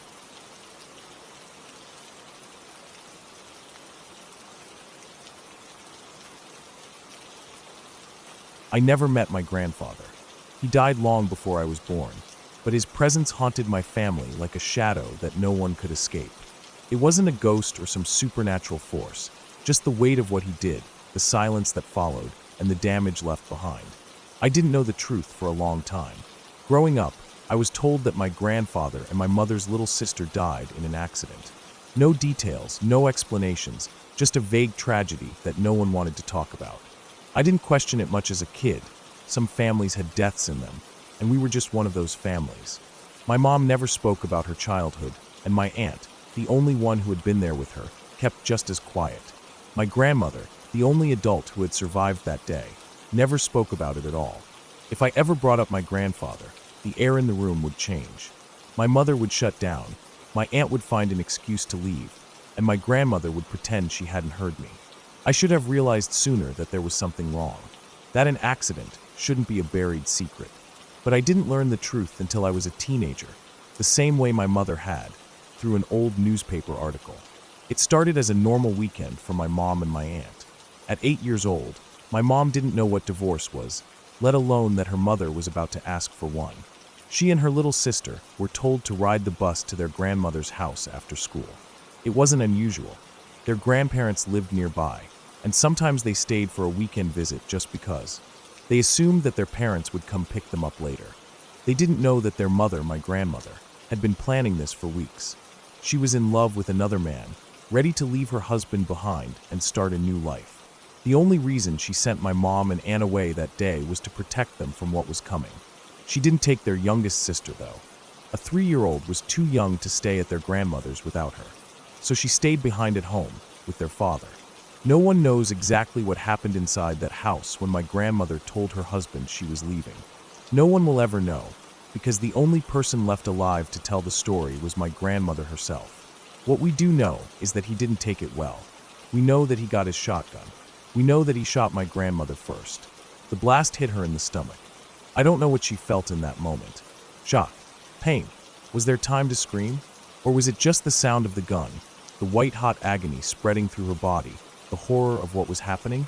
We know that she went down, but she was still alive. And she had to lie there, bleeding out, as he turned the gun on their 3-year-old daughter. There's no justifying that. No possible explanation that makes it make sense. We don't know if she understood what was happening, if she screamed or tried to run, if she cried for her mother. I hope she didn't. I hope it was fast. Then he turned the gun on himself. By the time my grandmother could force herself to move, to do something other than feel the pain tearing through her, both of them were dead. And she had to crawl past the body of her child to get to the door. That's the part that breaks me. She was shot. She was dying. But she had to crawl through her own house, through the blood, past the body of the little girl she loved, just to get to the neighbor's house to call for help. She survived. Somehow, the doctors saved her. But I don't think she ever really lived again. My mother and my aunt had no idea. For days, they stayed at their grandmother's house, thinking everything was normal. No one told them anything. They waited for their parents to come get them. They waited for their baby sister to show up. Instead, they were told there had been an accident, that their father was dead, that their little sister was dead, that their mother was in the hospital but would be okay. They weren't allowed to ask questions. They weren't allowed to talk about it. And so they never did. For years, they lived in silence. My grandmother recovered, physically at least. But she never talked about her husband, never mentioned his name, never told her children what had really happened. She pretended like he never existed, like their life before didn't exist. Maybe that was the only way she could survive it. She never remarried. She never had more children. She just kept going. My mother and aunt grew up carrying that silence with them. And it wasn't until my mom was a teenager, digging through some old newspapers, that she found out the truth. It was all there, printed in black and white. A short article, probably buried in some corner of the paper. A tragedy, barely making the news. The names, the location, the date, the cause of death. Murder-suicide. My mother showed it to my aunt. Neither of them spoke. That's where it should have ended. But something like that doesn't just end. It stays. It lingers. It poisons. It fucked them up for life. My mother never got therapy. She never let herself cry. She carried it like a wound that never healed, pretending like it didn't hurt. But I saw it. In the way she flinched at loud noises, in the way she never let herself love too deeply, in the way she shut down whenever the past was brought up. She never told me. Neither did my aunt. I had to find out the same way they did. By accident. By reading about it alone, with no one to explain. And once I knew, I could never unknow it. My grandfather wasn't a good man. He wasn't some tragic figure. He was a murderer. He took his own daughter's life. He almost took my grandmother's. He would have taken my mother and aunts too, if they had been home that day. And because of him, my family was never the same. We don't talk about it. We never will. But it's always there. Some things never go away.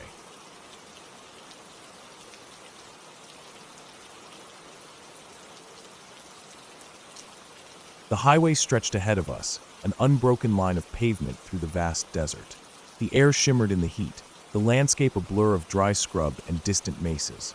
It had been a long day of driving, the kind where the monotony of the road made time feel slow and fast all at once. My girlfriend and I were on a cross-country trip, making our way from Albuquerque, New Mexico, toward Flagstaff, Arizona. Somewhere during my planning for this trip, I had come across a place called the Apache Death Cave, a historical site not far off I-40, just about an hour and a half from Flagstaff. It wasn't a marked tourist attraction, not the kind with signs and visitor centers. Just a spot that the internet had dredged up for those curious enough to seek it out. According to what I had read, it was the site of a brutal encounter between the Comanche and Apache tribes, where the Comanche had trapped a group of Apache warriors inside a cave, then suffocated them by lighting fires at the entrance. The name alone was enough to pique my interest. It seemed like the perfect roadside stop, something to break up the drive, stretch our legs, and maybe get a cool story out of it. My girlfriend wasn't as enthusiastic, but she was used to my habit of wanting to explore weird, offbeat places. When we finally took the exit my GPS indicated, I was surprised by how unremarkable it looked. There were no signs, no markers. Just a dusty pull-off leading to a rocky dirt road that wound toward a few crumbling stone structures. A couple of other cars were parked near what looked like an old stone house. People were milling about, exploring, taking pictures. Nothing about the place screamed, Death Cave, at first glance. I pulled the car off the road and let the engine idle for a moment, scanning the area. It was eerily quiet despite the few visitors. No wind, no distant sounds of traffic. Just the oppressive desert silence. We stepped out into the dry, hot air, the ground crunching beneath our shoes. My girlfriend stretched her arms above her head, already looking impatient. I could tell she wasn't thrilled about the stop, but she didn't say anything. I spotted what looked like the entrance to the cave a short distance away, a jagged opening in the rocky terrain, half hidden by the uneven landscape.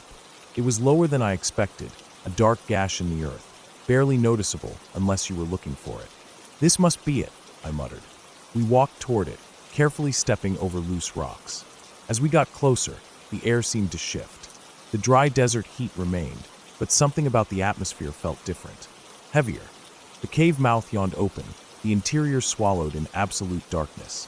Even from the entrance, the air inside felt cool, a stark contrast to the heat outside. I peered in, my phone flashlight barely illuminating more than a few feet ahead.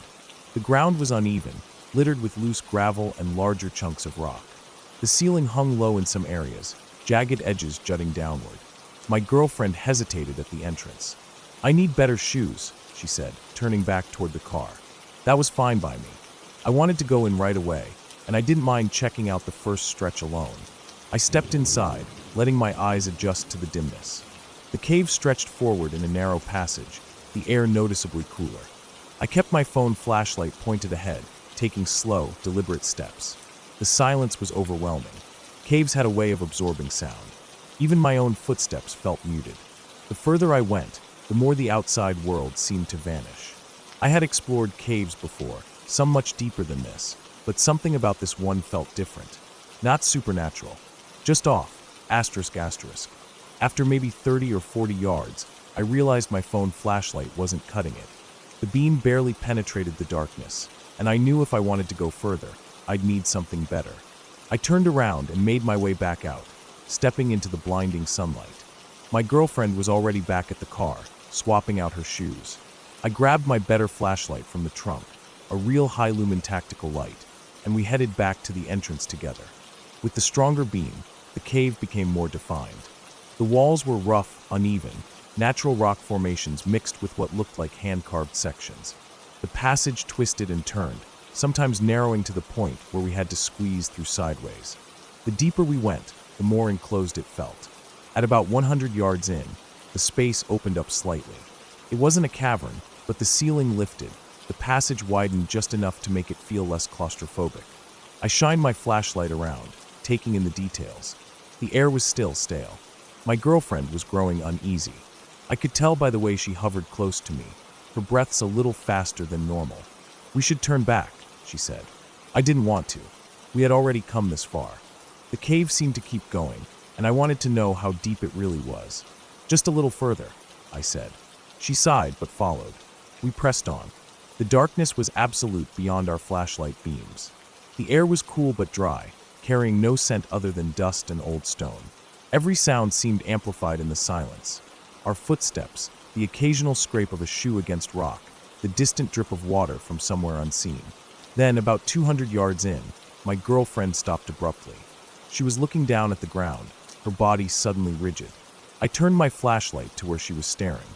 There, on the cave floor, were 3 dead mice. But it wasn't just that they were dead. They were crushed, flattened. Their tiny bodies were splayed out unnaturally, bones shattered, formatted with fresh blood. The blood was red, not dried, not darkened with time. Fresh. I felt the air in my lungs freeze. Something about the sight of them, so small, so violently crushed, sent a wave of dread through me. I could hear my own heartbeat in my ears. I didn't move, didn't breathe, just stared. Then, suddenly, the hair on the back of my neck stood up. It was a feeling I couldn't explain. A raw, primal sense of being watched. Not the kind of unease you get from being in a dark place. This was different. Specific. Directed. My girlfriend grabbed my arm, her grip ice cold. "Let's go," she whispered, voice barely above a breath. I didn't argue. I turned, keeping the flashlight steady as we retraced our steps, walking fast but careful not to trip. My heart pounded against my ribs. The sensation of being watched only grew stronger. I wanted to run, but something told me not to. The darkness behind us felt too deep, too full. We reached the entrance faster than I expected, stumbling into the open air, the heat slamming into us like a wall. I didn't stop moving until we were back at the car, doors locked, engine running. Neither of us spoke. I pulled onto the dirt road, tires kicking up dust as we left the cave behind. I didn't look in the rearview mirror. I didn't want to see if anything was there. We never talked about it again. But even now, when I think about that cave, I don't think about the history. I think about those mice. I think about how fresh the blood was. And I wonder what was deep inside that cave that we didn't see.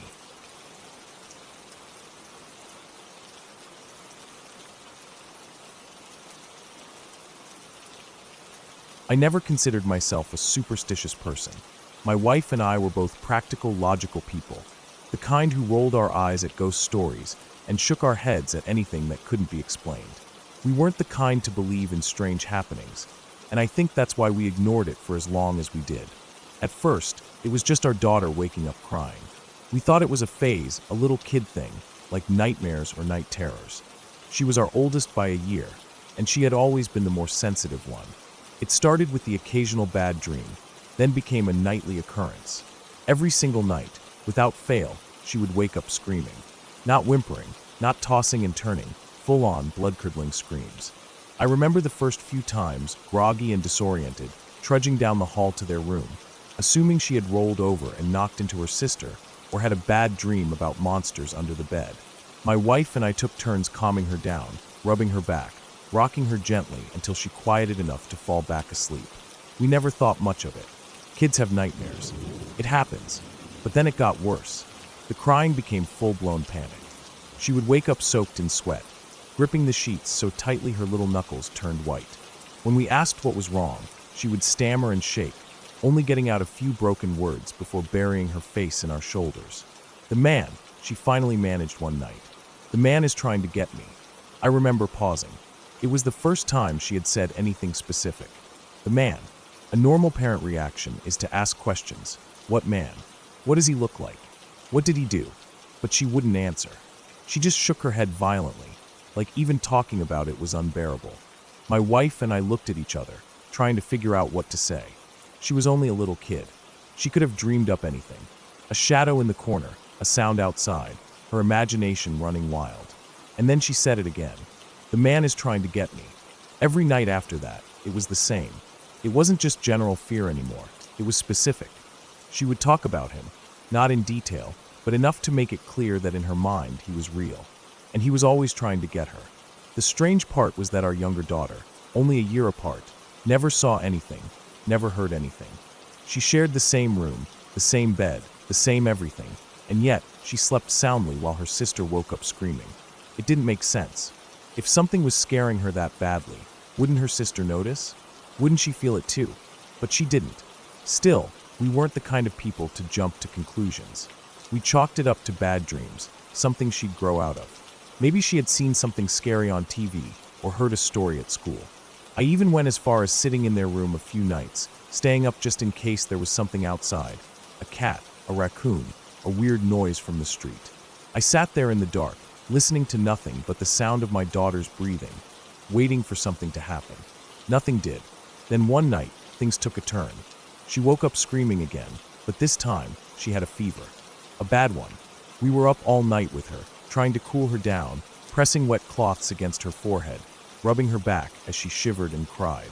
It wasn't until the next morning, when things had settled down, that my wife noticed the scratch. It was thin, running along her cheekbone, faint but deep enough to be fresh. She ran her thumb over it, frowning. "Sweetie, did you scratch yourself?" I wasn't really paying attention. I was exhausted, half asleep, still reeling from the night before.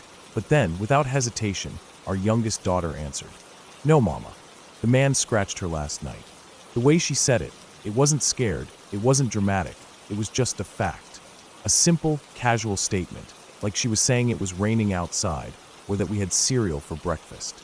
My wife and I froze. She had never mentioned the man before. She never cried at night, never had nightmares, never reacted at all. And yet here she was, saying it as if it was obvious.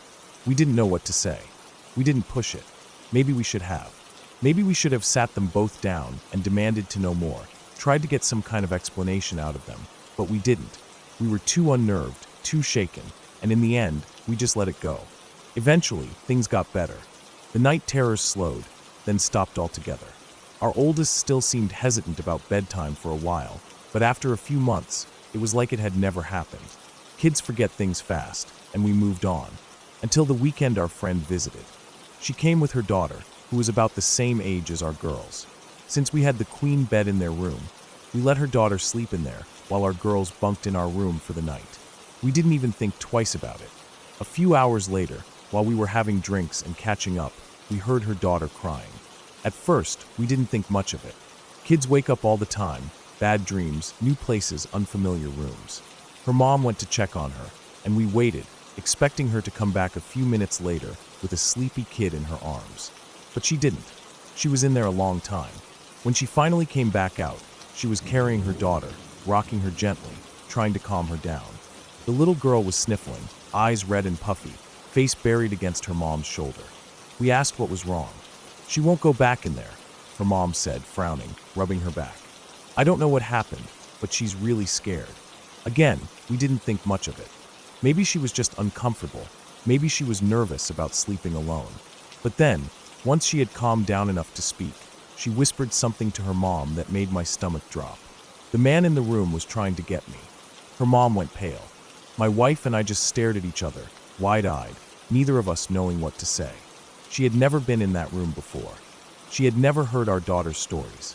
And yet, she had said the same exact thing. We didn't let anyone sleep in that room for the rest of the weekend. After that, we told some close friends what had happened, and one of them had their mom, who was into energy cleansing or whatever, come by. She burned sage, left stones around, did whatever it was she did. We didn't really believe in that kind of thing, but after that, nothing ever happened again. We never got an explanation. To this day, I don't know what it was. Was it some kind of psychological thing? Some weird paranoia that spread from one kid to another? Or was it something else, something I don't want to think about? All I know is that I never ignored my kids' fears after that, and I never felt comfortable in that room again.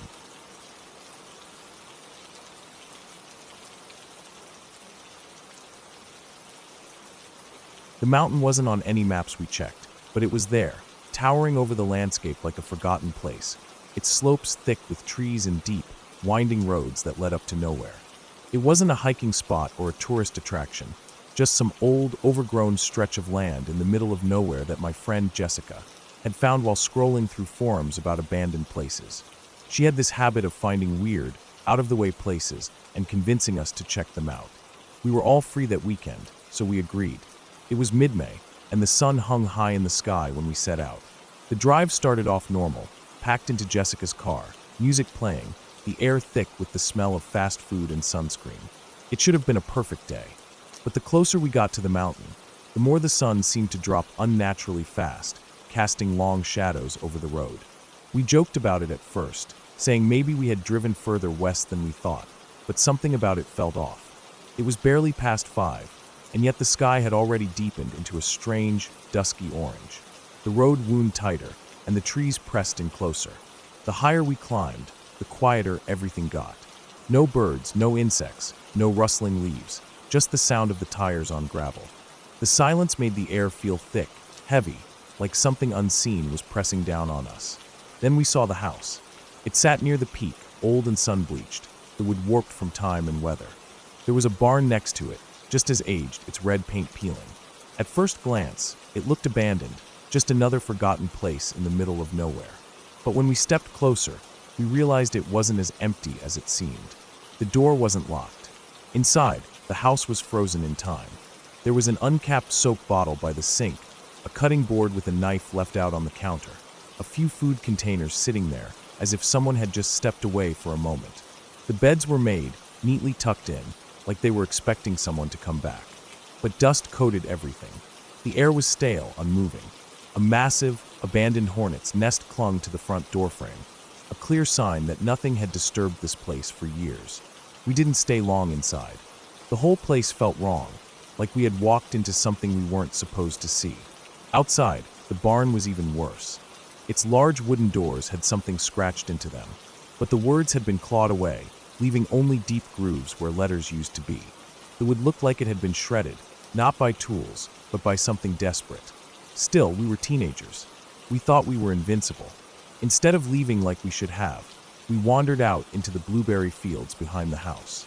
The field was dead, not just unkempt or overgrown, dead. Every plant was brittle and lifeless, the stalks blackened and dry even though everything outside of that field was green and blooming. It was like the earth had given up on this place. We stood there for a while, watching the last sliver of sun sink behind the distant ridges. It felt like we were being watched. Not from any specific direction, not from anything we could see, but the feeling was suffocating, like unseen eyes pressing in from all sides. We left. That was the best decision we made all night. When we got back to the car, Jessica got in first, turned the key, and nothing happened. The engine didn't even try. No clicking, no struggling, just dead silence. That didn't make sense.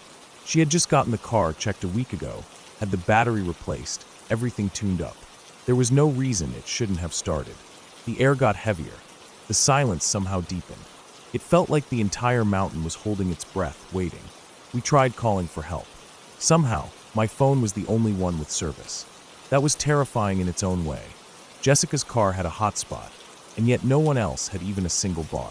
We called AAA. They said they would send a truck. We waited. The dark thickened around us, pressing in like a living thing. Time stretched, slow and suffocating. Then the tow truck driver called back. He wasn't coming. No explanation, just that they had dispatched another truck instead. That one called us too. Same thing. No one was coming up the mountain. That was when the fear really set in.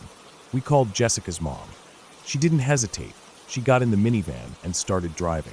The wait for her was unbearable. Every second felt stretched too long, the air too thick, the silence too loud. Then, finally, headlights cut through the dark. We grabbed our things and started toward the van. That's when Jessica stopped. "Is there someone in my car?" I looked back. The car, completely dead just minutes ago, lit up. Headlights, dashboard, everything. Then it shut off again. The doors locked. Jessica's keys were still in her pocket. The car didn't have automatic locks. We ran. We didn't look back again. We threw ourselves into the van and slammed the doors shut, speeding down the mountain faster than was safe. But none of us cared. No one spoke. No one looked out the windows. It felt like if we acknowledged it, if we even thought about it too hard, something would happen. When we finally reached town, we sat in the car for a long time, just breathing, just trying to process. No one slept that night. Days later, the car was towed back down. It started immediately. The mechanics found nothing wrong. A year passed. Jessica was dragged back up there by another group of friends. There was new writing on the barn doors, scratched deep into the wood. Not in English, maybe Latin. She never went back. Neither did we. We don't talk about it.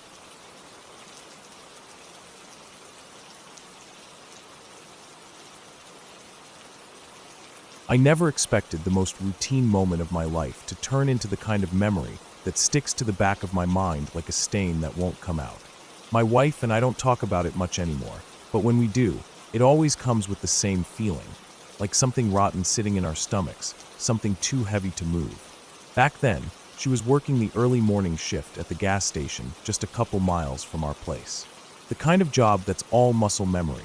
Ring up the same people, punch in the same numbers, watch the clock tick down until it's time to go home. Most mornings, it was the same crowd. The truckers filling up before hitting the highway. The graveyard shift workers grabbing coffee and cheap breakfast sandwiches. The old regulars, always in before sunrise, either buying their daily lotto tickets or standing around talking about nothing in particular. That morning, though, something was different. She told me later how, right at the start of her shift, a guy came in, someone she recognized from high school. He wasn't a friend, not even an acquaintance, just one of those faces you remember because you've seen it 100 times in the hallways. She knew his name, but not much else about him. It was early, maybe 6 a.m., and the place was still mostly empty. He walked straight to the counter, grabbed a pack of cigarettes, and threw a few bills down. His hands were shaking, and his breathing was all wrong, fast, shallow, like he'd just run a mile. She looked at him, really looked, and saw his face was red, his eyes unfocused, his whole body tight, like he was wound up so tight he might snap in half. She hesitated for a second, then asked if he was all right. That's when he jerked his head up, looking at her like he'd forgotten she was even there. His mouth opened, closed, then he forced out a quick, clipped, "Yeah." No hesitation after that. He grabbed his cigarettes and bolted. Just like that, he was gone. She thought about it a little afterward, but not for long. People came through that place looking stressed all the time. That was the kind of town we lived in, a place full of people working too much, sleeping too little, always carrying some kind of weight on their shoulders. It was easy to brush it off. 2 days later, the news broke. A woman had been found murdered on the outskirts of town. She was young, only a couple years out of high school, 8 months pregnant, and the details were brutal. The kind of crime you don't hear about in a place like ours. We got our share of bar fights, car wrecks, people getting arrested for stupid shit. But this was something different. This was the kind of thing that sticks in your head for days, weeks, maybe forever. I remember my wife sitting on the couch, staring at the screen, the color drained from her face. Because she knew. She knew before anyone said a name, before there was an arrest, before the rumors started spreading. She knew the second they started describing what had happened. And when they finally did name him, when they put his face up on the news, the mugshot of him and his brother, she stopped breathing for a second. It was him, the guy from the gas station, the guy whose hands wouldn't stop shaking, the guy she had sold cigarettes to 2 days after he and his brother lured that girl out of her house, dragged her into the middle of nowhere, and ended her life. The details of what happened to her came out in pieces, some of it from the news, some from people around town who claimed to know someone involved, and some from the trial later on. It started with a message. A mutual friend had reached out to the girl, asking if she could step outside for a bit, just to talk, just for a few minutes. She had no reason not to go. She was at home, comfortable, probably thinking nothing of it. But she wasn't just stepping outside. She was walking into a trap. Because the guy at the gas station, he wasn't just some random ex-boyfriend who still had feelings for her. He was something else entirely. Something mean, something possessive, something ugly. And he had made a decision. He wasn't going to let another man raise his kid. So when she walked out that night, thinking she was just going to have a quick conversation and then head back inside, they were waiting for her. Him, his brother, and the friend who lured her out. They forced her into a car, drove her away from town, took her out past the last stretch of houses, past the highway, past the signs that told you where the county ended and the nothingness began. And then they made sure she suffered. She fought them. That part, at least, gave me a small bit of peace, knowing she didn't just let it happen. She fought, she screamed, she tried to get away. But there were 3 of them. And when they were done, they took her out of the car, put her on her knees, and ended it with a shotgun. That was the moment, I think, when my wife started carrying it with her. Not just fear, though that was there too, of course. We both started locking the doors more. Started checking behind us when we walked to the car at night. Started looking at strangers just a little too long, wondering what they were hiding. But it wasn't just fear. It was guilt, because she had seen him. She had been one of the last people to look him in the eyes before he got caught. She had sold him cigarettes while his hands were still stained with what he had done. She kept replaying it in her head, over and over. What if she had asked more questions? What if she had noticed something else? What if she had called someone? But the truth was, there was nothing she could have done, because she hadn't known. No one had. Not until it was too late. Time passed, but it never really left us. The trial came and went. Both of them got locked away. The town moved on, the way towns do. The gas station got new employees. People stopped talking about it. But every now and then, something would bring it back. A news story, a documentary, a passing mention of the case from someone who didn't know she had been there. And she would get quiet. She would sit there, staring down at her hands, and I would know exactly what she was thinking, because I was thinking it too. Sometimes you cross paths with monsters, and you don't even realize it. Not until later. Not until it's too late.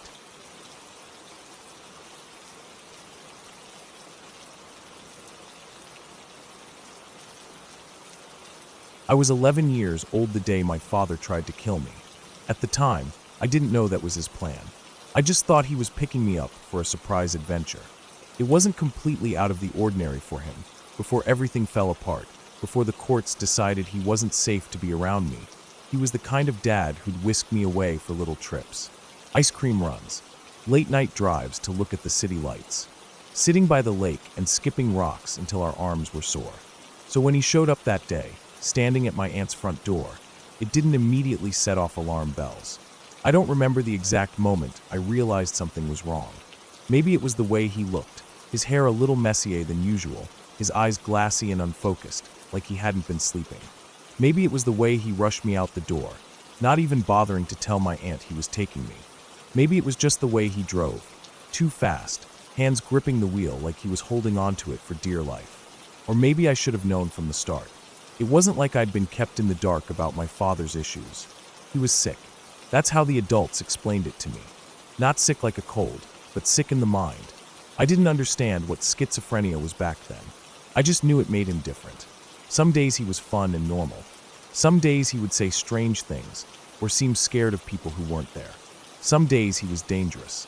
That's why I'd been taken away from him. The court decided he wasn't fit to raise me, that I was better off living with my aunt. I'd learned not to ask too many questions about it. It made my father sad. It made my aunt uncomfortable. It made my whole life feel like something I didn't have control over. I sat in the back seat of his car, watching the streets blur past the window. The world outside felt so normal, cars going by, people walking, the sun hanging low in the sky. But inside the car, something was wrong. He didn't say much. He was too focused on the road. His hands were tight on the wheel, fingers twitching now and then like he was deep in thought. I had this sinking feeling in my stomach. I wanted to ask where we were going. I wanted to ask if my aunt knew I was with him. I wanted to ask why he was acting so strange. But I didn't.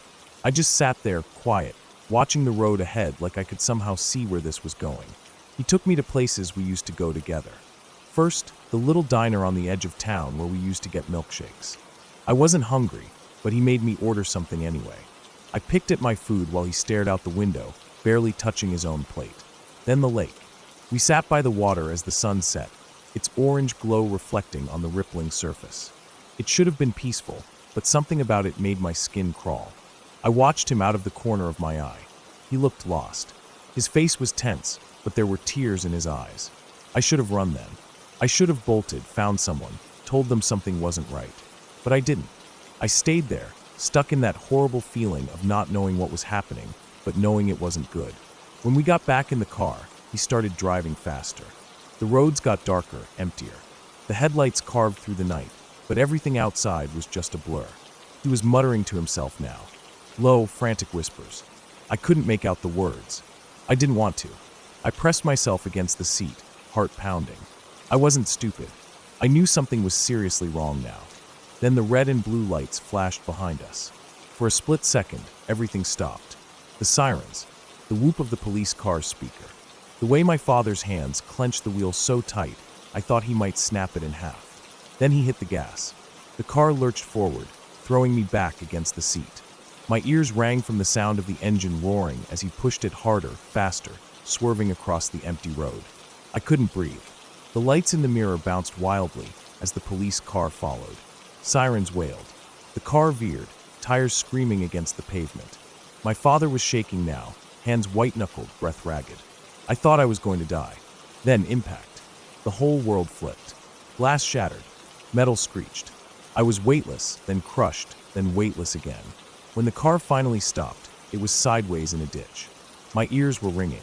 My head hurt. I could smell smoke, oil, something burning. Then hands, pulling me out, lifting me away from the wreckage. Voices shouting. Flashlights cutting through the night.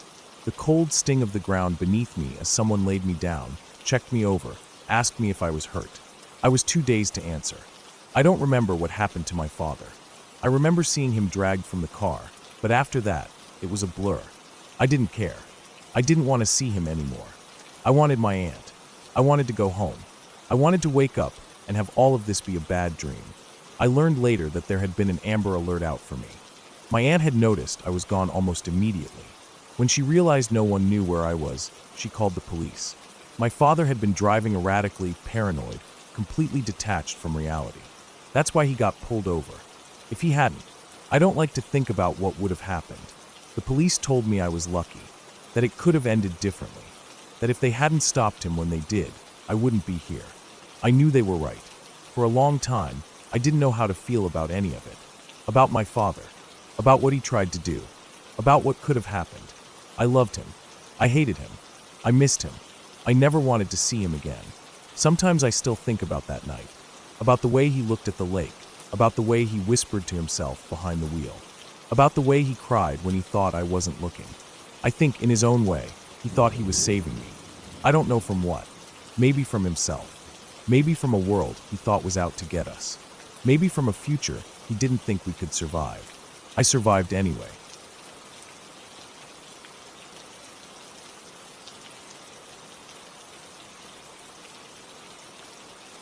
When I was a kid, there was a building in my neighborhood that used to be an army barracks. It was a massive structure, long and rectangular, made of weathered bricks and lined with rows of tall, narrow windows. By the time I was born, the military was long gone, and the place had been turned into a nursery.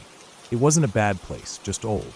The kind of old where the floors creaked even if you tiptoed, and the pipes made strange noises in the winter. I went there when I was little, but by the time I was 8, they shut it down. People said it was too rundown, not safe for kids anymore. The new nursery was built just across the street, in a modern, brightly colored building with big windows and a soft playground outside. The old barracks, though, was just left there, empty. At first, nothing really changed. The windows were boarded up, and the front doors were locked, but that didn't stop the older kids from sneaking in. They called it urban exploring, filming themselves walking through the dark hallways with shaky flashlights, whispering into cameras about peeling paint, overturned chairs, and abandoned toys left behind. Sometimes they smashed windows just for the fun of it, throwing bricks and running away before anyone could catch them. I was curious, too. Everyone was. The idea of going inside was both terrifying and exciting. A few times, I even stood at the edge of the property with my best friend, staring up at the broken windows, trying to work up the courage. But every time, we chickened out. Then one day, everything changed. It was winter when they found her. I remember that night so clearly. The cold had settled in deep, the kind that made your breath hang in the air and turned your fingers stiff inside your gloves. Snow had been piling up for weeks, covering everything in thick layers of white, and the old barracks looked even more lifeless than usual, half buried under frozen drifts. I wasn't there when the kids found her, but I heard about it the way you always hear about things in a neighborhood like ours, through whispered rumors, gasps from parents, and the steady hum of police sirens echoing through the streets. Some kids had gone in, probably planning to film another one of their videos. They must have thought it would be like every other time, dark, empty, maybe a little creepy, but harmless. Instead, they found her. A woman. She was lying on an old metal bed frame in one of the back rooms, covered in dust, and left behind when the place shut down.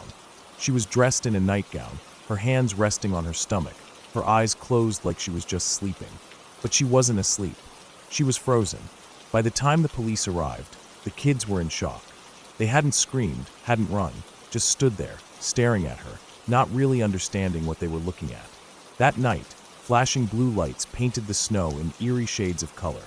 I watched from my bedroom window, barely blinking, as officers moved in and out of the building. My parents whispered in the kitchen, their voices low, serious.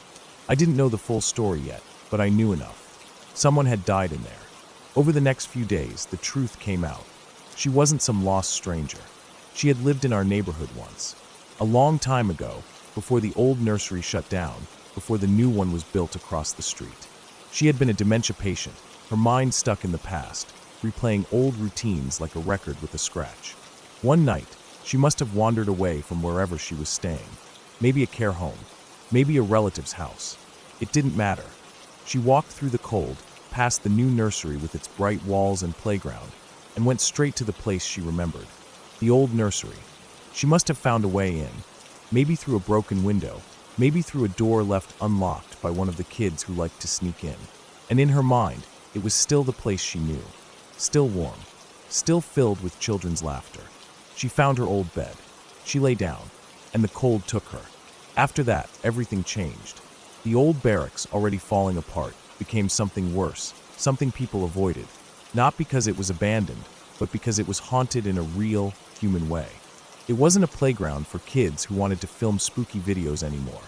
No one wanted to go near it. The city didn't wait long. Within a few months, the demolition crews arrived. I remember watching them tear it down. The machines moved fast, crushing the walls, pulling apart the roof, turning years of history into piles of rubble. By summer, it was gone completely, nothing left but an empty lot covered in dirt and weeds. And then, just as quickly, something new took its place. A playground. The first time I saw it finished, I just stood there for a long time, staring. It was bright, colorful, slides, swings, climbing frames. I watched little kids run across the soft rubber flooring, laughing, screaming, chasing each other. Parents sat on benches, talking, sipping coffee. Life had filled the space again, as if nothing had ever happened. And maybe that was the best thing. Maybe it was better that way. But sometimes, when I walked by late at night, when the playground was empty and the streetlights cast long shadows across the ground, I thought about her. I thought about the way she must have walked through the snow, confused but certain, stepping back into a past no one else could see. I thought about how she must have felt when she lay down in that dark, freezing room, convinced she was home. And I wondered if, in those last moments, she had been happy.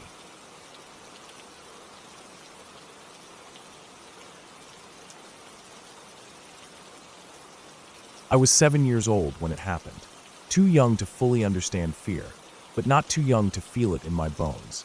It was the kind of fear that grips you in the dark, the kind that makes your stomach feel tight, your chest heavy, your breath too loud in your own ears. I didn't believe in ghosts back then. I didn't believe in anything beyond what I could see and touch. But I still got scared at night, especially when the house was silent and the shadows stretched across my walls in strange shapes. That night, I was getting ready for bed like I always did.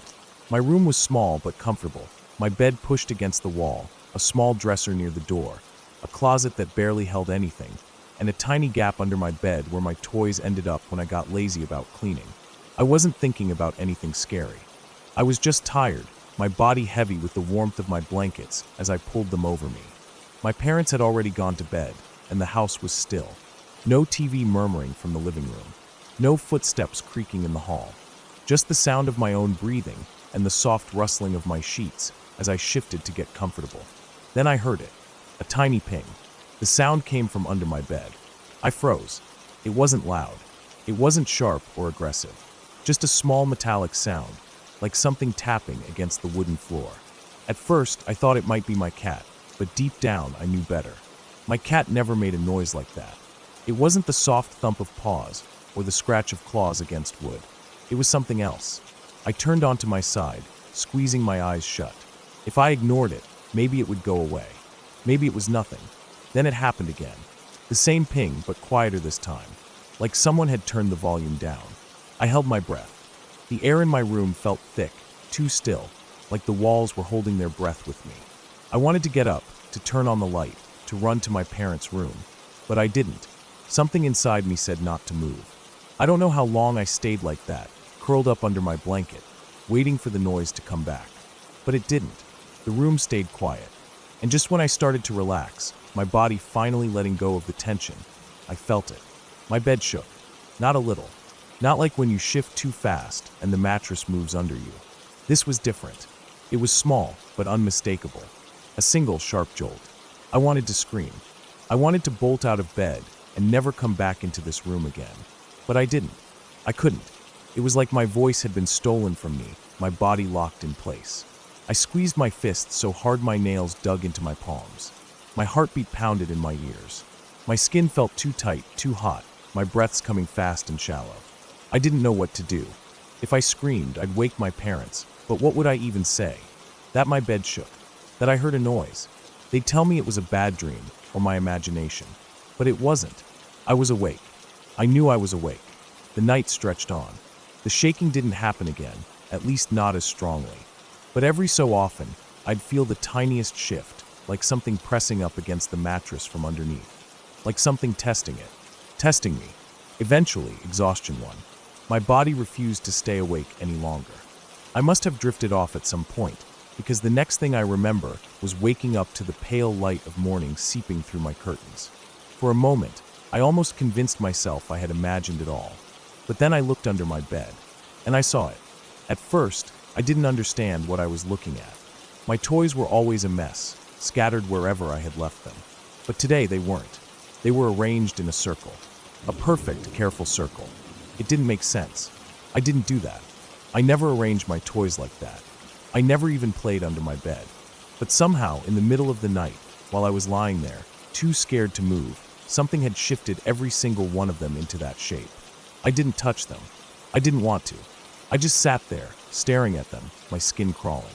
I tried to tell myself there was an explanation. Maybe I kicked them in my sleep. Maybe I had arranged them that way earlier and just forgot. But I knew that wasn't true. The rest of the day felt wrong. I couldn't shake the feeling that something had been there. Something had moved my things. Something had touched my bed. That night, I refused to sleep in my room.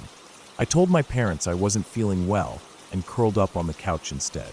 They didn't question it, but I knew. I never found out what happened that night. I never told anyone, but I also never slept with my feet hanging off the bed again.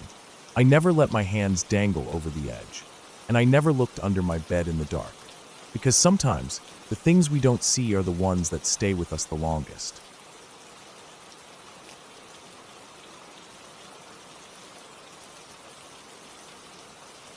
I don't wake up easily. Normally, it takes an alarm blaring right next to my head or someone shaking me hard to really pull me out of deep sleep. But pain, that's different. Sharp, immediate pain has a way of yanking you into reality in a way nothing else does. That's what happened that night. 1 second, I was lost in some dream I don't remember. The next, I was wide awake, a searing pain radiating across my skull and laughter ringing through the dark. At first, I had no idea what was happening. My mind was foggy, still trying to process what had just yanked me out of sleep. The pain was real, but my brain hadn't caught up yet. It was like waking up in the middle of an earthquake, everything shaking but your brain still 2 steps behind, trying to make sense of the chaos. I reached up, touching the side of my head. It stung bad. And that laughter, that's what sent the first real wave of panic through me. Not just the fact that someone was in my room, but the way they were laughing. It wasn't playful. It wasn't nervous. It was the kind of laughter that came from pure, unfiltered enjoyment. I blinked, trying to focus in the dark. There was just enough light from the hallway spilling in to see him standing there. A kid. He couldn't have been older than 11, standing barely 6 inches from my bed. In his hand was a sword. For a moment, my brain didn't register the details. All I saw was a silhouette, a small figure, gripping a long, narrow object. My instincts kicked in before my logic could. I swung. My fist slammed into his stomach, and I felt the air leave his lungs in a sharp, surprised exhale. His laughter cut off instantly, replaced by a wheeze. I didn't wait. I threw the blanket off, moving faster than I even thought I could, and launched myself out of bed. I had no idea if he was holding a real weapon or not. All I knew was that he had hit me hard enough to wake me up, and he was enjoying it. As soon as I was on my feet, I grabbed him. He was lighter than I expected, but he fought. He squirmed, arms flailing, trying to hit me, scratch me, do anything to get out of my grip. The kitchen was just a few feet away. My body was moving on pure adrenaline, no plan, just instinct. I dragged him with me, my hands gripping his arms tightly as he kept twisting, jerking around, trying to break free. The moment we hit the kitchen, I threw him down. Hard. His head hit the linoleum with a sound I'll never forget. A crunch. Not the soft thud of skin against the floor. Not the hollow sound of someone falling and catching themselves. A real, visceral, sickening crunch that made my stomach twist the second I heard it. And then, the screaming started. High-pitched, raw, shrieking in pain. His hands flew to his head, clutching it tightly, rolling on the floor, his entire body tensing and twisting. I froze. My chest was heaving, my hands shaking. My head was still throbbing, but the adrenaline drowned it out. The house wasn't silent anymore. Doors slammed open. Footsteps pounded down the hall. And then, I was just standing there, barefoot in the kitchen, my breath coming in ragged gasps, looking down at an 11-year-old kid screaming on the floor. By the time the police arrived, I hadn't moved. I don't remember what I was thinking when they put me in the back of the car. There was no fight, no struggle. I just went with them. The house was chaos, people talking, shouting, some of them asking me questions I didn't answer. Someone kept saying my name, trying to get my attention, but I couldn't focus. The flashing red and blue lights bounced off the walls, the floors, my hands. Then the door shut, and I was alone. No air conditioning, just the faint night breeze coming through the open door. The officers weren't heartless, at least. They left the door cracked, letting the cool air in. But still, the car was stifling. 14 hours. It felt longer. I sat there, staring at nothing, my hands still trembling slightly. The pain in my head had dulled to a steady ache, but it wasn't the only thing I felt. I replayed everything, over and over. Waking up, the laughter, the pain, the fight, the sound of his skull hitting the floor. And then out of nowhere, I heard his voice. Not in my head, not in my imagination. Outside in the house, screaming, but not from pain, rage. They hadn't even questioned me yet. No handcuffs, no reading of rights. Just waiting, sitting in that car while they figured out what the hell had happened. But then, the moment he had enough energy, he started screaming. About killing me. About killing my parents. They found out about the bomb threats soon after. He admitted to all of them. Not because he was scared, not because he felt guilty. Because he thought he was right. They let me go. They had to. The moment he told them his version of the story, the truth, there wasn't much else they could do. But that didn't stop the fallout. His family turned on me instantly. Not all of them, but the ones closest to him.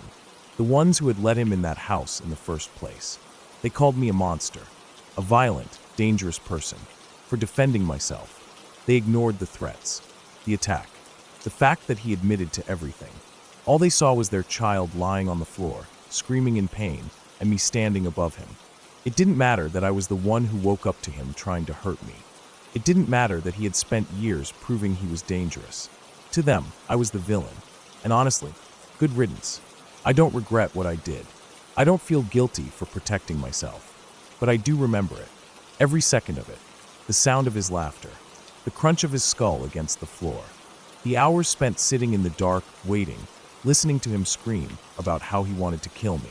That's the part that sticks with me. Not the accusations. Not the anger. Just the fact that I woke up, and he was already laughing.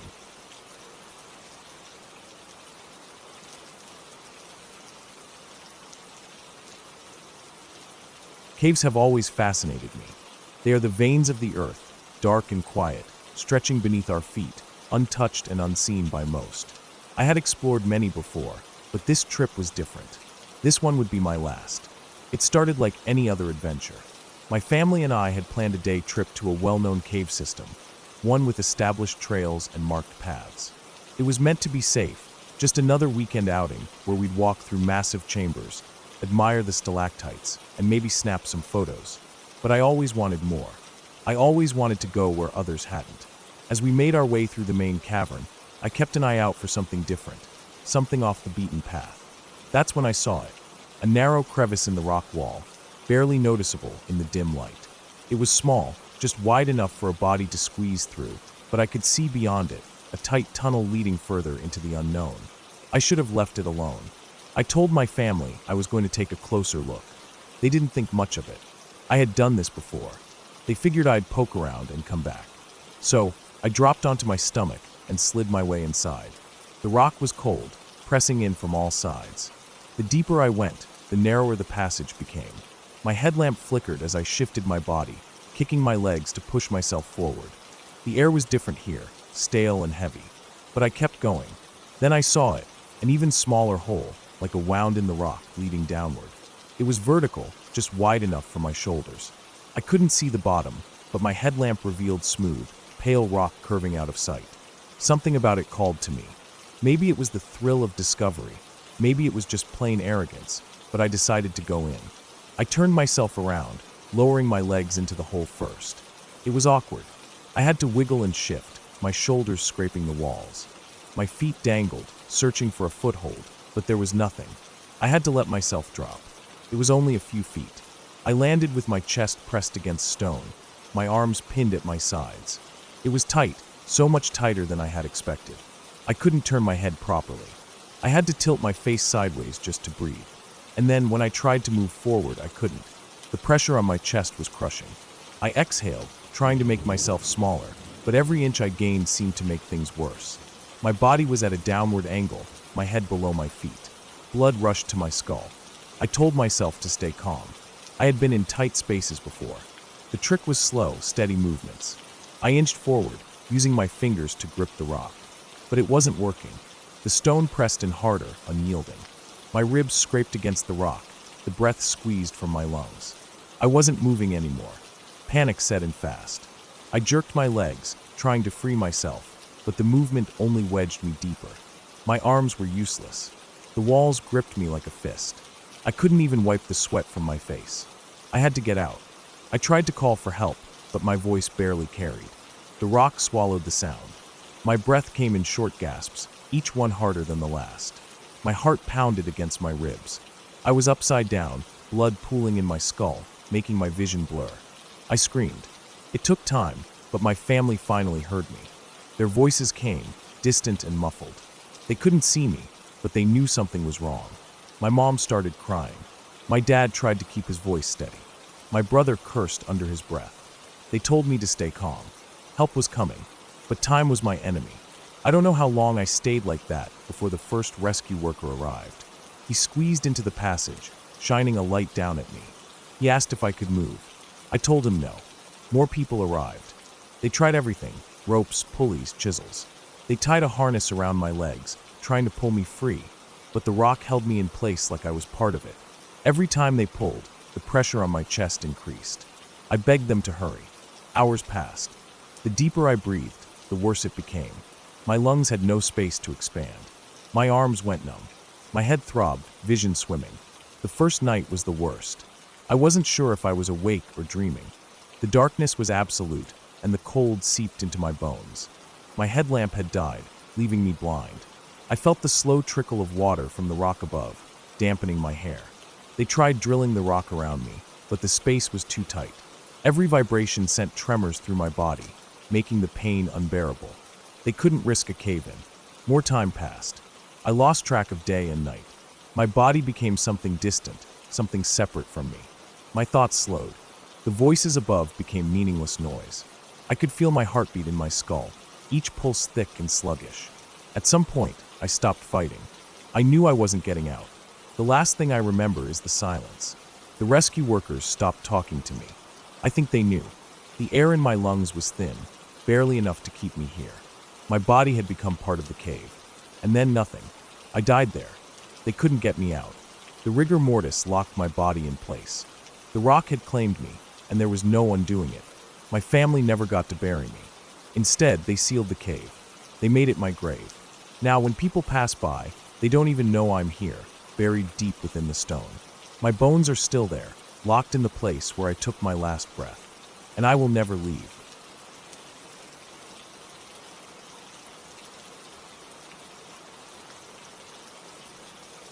I never thought much about safety before that night.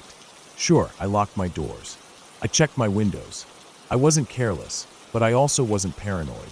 My apartment complex wasn't in a bad neighborhood. It was quiet, mostly older folks and young couples just starting out. I had a roommate, but she worked late shifts, and I was often home alone in the evenings. I had my dog, a little beagle mix named Rusty, and he wasn't much of a guard dog, but he was my companion. Rusty was picky about where he did his business. My apartment complex had a small strip of grass outside, barely enough for a few steps, and for some reason, he refused to use it. No matter how long I stood there, leash in hand, he would just sniff around and wait. So every night, I had to take him on a short walk through the neighborhood. That night wasn't different, at first. It was around 8 p.m., but since it was late fall, the sky had already gone completely dark. The streetlights were on, but they cast more shadows than light. The air had a sharp chill, and the neighborhood was quiet. Most people were inside, their houses glowing from within. A few cars lined the street, but nothing moved. Rusty trotted ahead of me, his tail wagging as he sniffed the damp leaves that had piled up along the sidewalk. I kept a steady pace, watching him while half distracted by my own thoughts. I had only gone about 2 houses down when something shifted in the air. I don't know how to describe it, but you know that feeling when you just know something isn't right? Like the air itself changes? I stopped walking. Rusty stopped too, his ears perking up slightly, but he didn't seem alarmed. I turned my head slightly, glancing behind me. There was a man. He was right behind me, not close enough to touch, but way too close for comfort. My stomach dropped. He wore a dark jacket with the hood up, his face mostly hidden in shadow. But what scared me the most wasn't his appearance. It was how silent he was. I hadn't heard a single footstep. Not a shuffle. Not a breath. Rusty hadn't even noticed him. I didn't think. I just reacted. I turned sharply on my heel and ran. Rusty, startled by my sudden movement, yelped but quickly followed, his leash tugging tight in my hand. I sprinted back toward my apartment, my heartbeat pounding so hard it drowned out everything else. My breathing came in sharp gasps, my lungs burning as my legs pumped forward. I didn't stop until I reached my door. My hands fumbled with the keys, my fingers shaking as I tried to shove the right one into the lock. It felt like it took forever, but I finally got the door open, practically dragging Rusty inside with me before slamming it shut. I twisted the lock, then the deadbolt. Only then did I turn to look out the small window next to the door. He was still there, not chasing me, not moving closer, just standing at the end of the street, right where I had turned to run. He was watching me. I stood frozen, my breath uneven. I didn't know what to do. My mind raced with 1,000 possibilities, but all I could do was stand there, staring back. And then slowly, he turned and walked away. I didn't sleep much that night. The next few days, I couldn't shake the feeling that something was wrong. Every time I walked Rusty, I felt like I was being watched. I started taking him out earlier, before the sun set, but that uneasy feeling didn't go away. I found myself glancing over my shoulder constantly, my body tensing at every noise. But nothing happened. Not until a week later. It was the middle of the night when I woke up to Rusty howling. Not barking, howling. It was a deep, mournful sound, the kind that sent chills down my spine. My heart was already pounding before I was even fully awake. And then I heard it. Someone was trying to get in. The doorknob rattled. A slow, deliberate testing of the lock. Then a push. The sound of weight pressing against the door, like someone trying to force it open. I shot up, my body surging with adrenaline. Rusty's howls turned frantic, his small body trembling, but refusing to back down. I grabbed my phone, my fingers fumbling as I unlocked it. My brain was barely working, still sluggish from sleep, but fueled by fear. Then, just as suddenly as it started, the noises stopped. I held my breath, listening. Silence. And then footsteps. Faint but clear. Moving away from my door. And then another door. My neighbors. I heard the same sounds. The rattling. The push. The quiet test of resistance. I scrambled out of bed, flipping on every light in my apartment. I didn't care if it gave me away. I wanted whoever was out there to know I was awake. I dialed my roommate, then my friends, then finally the police. My voice shook as I explained what had happened, my hands still trembling as I clutched the phone. By the time officers arrived, the person was gone. They checked the area, asked me a few questions, then left.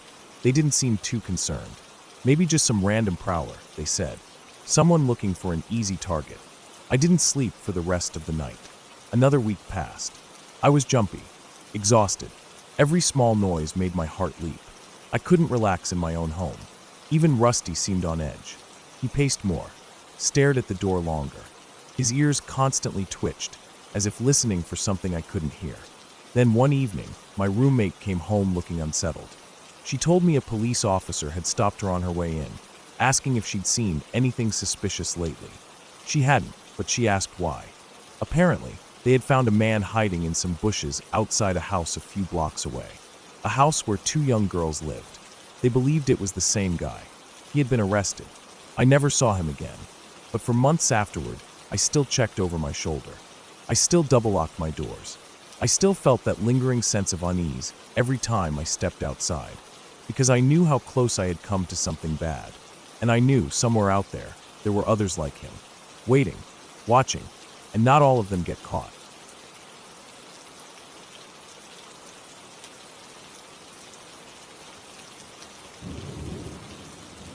Hunting had always been second nature to me. I grew up in Iowa, learning from my dad, who insisted that the best way to get a deer was to be in your stand long before the first hint of daylight. You don't want to be walking to your spot when the deer are moving, he would say. He was right. Every season, I followed that rule, and it always paid off. When I moved to Georgia as a young adult, I had to adjust to a whole new kind of hunting. The landscape was different, the deer patterns were different, but the fundamentals were the same. I spent time scouting a large wildlife management area, WMA, searching for a good spot. After a few trips, I found a promising location, a small river that ran parallel to a gravel road. No vehicles were allowed past a certain point, so I knew I wouldn't have to worry about trucks spooking the deer. It seemed like an ideal setup. The following weekend, I packed up my gear and headed out in the dead of night. My truck was one of only two in the parking lot, which was a good sign. Fewer hunters meant less pressure on the deer. I checked my rifle, strapped on my backpack, and clicked on my headlamp before stepping into the woods. It was 2 a.m., pitch black except for the narrow beam of my flashlight. The forest felt completely different at night. Shadows stretched across the trail, the trees looked taller, and every noise seemed amplified. The occasional rustle in the underbrush made me pause, scanning the darkness for movement, but I kept walking. I followed the gravel road for about half an hour, keeping track of my pace. The turnoff I had marked should be coming up soon. I had tied a strip of ribbon to a tree, so I wouldn't miss it in the dark, and sure enough, I spotted what looked like my marker fluttering in the faint breeze. I turned off the road and made my way down a gentle slope toward the river. The ground was soft with damp leaves, and my boots made almost no sound. I took my time, carefully placing each step, avoiding any branches that might snap underfoot. The last thing I wanted was to alert every animal in the area. As I reached the bottom of the slope, I found something I hadn't noticed during my scouting trip, a small, three-sided stone structure, like a natural grotto. It looked perfect for a ground blind. The walls were stacked stone, weathered and moss-covered, forming a rough horseshoe shape that was just big enough for me to sit comfortably. The ground inside was packed down, muddy, and worn. At the time, I didn't think much of it. Maybe animals had been using it for shelter. I settled in, adjusting my rifle and pack. The forest was alive with sounds, small animals skittering in the undergrowth, owls calling in the distance, the slow trickle of the nearby river. And then, not long after I got settled, I started to hear something bigger. Soft footfalls.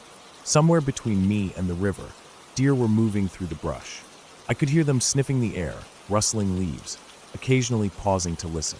This was exactly why I came in early. If I had been walking in right now, I would have spooked them. I sat completely still, heart pounding with anticipation. The hours passed slowly, but the deer stayed close. I couldn't see them, but I could hear them shifting in the dark. This was a good spot, a great spot.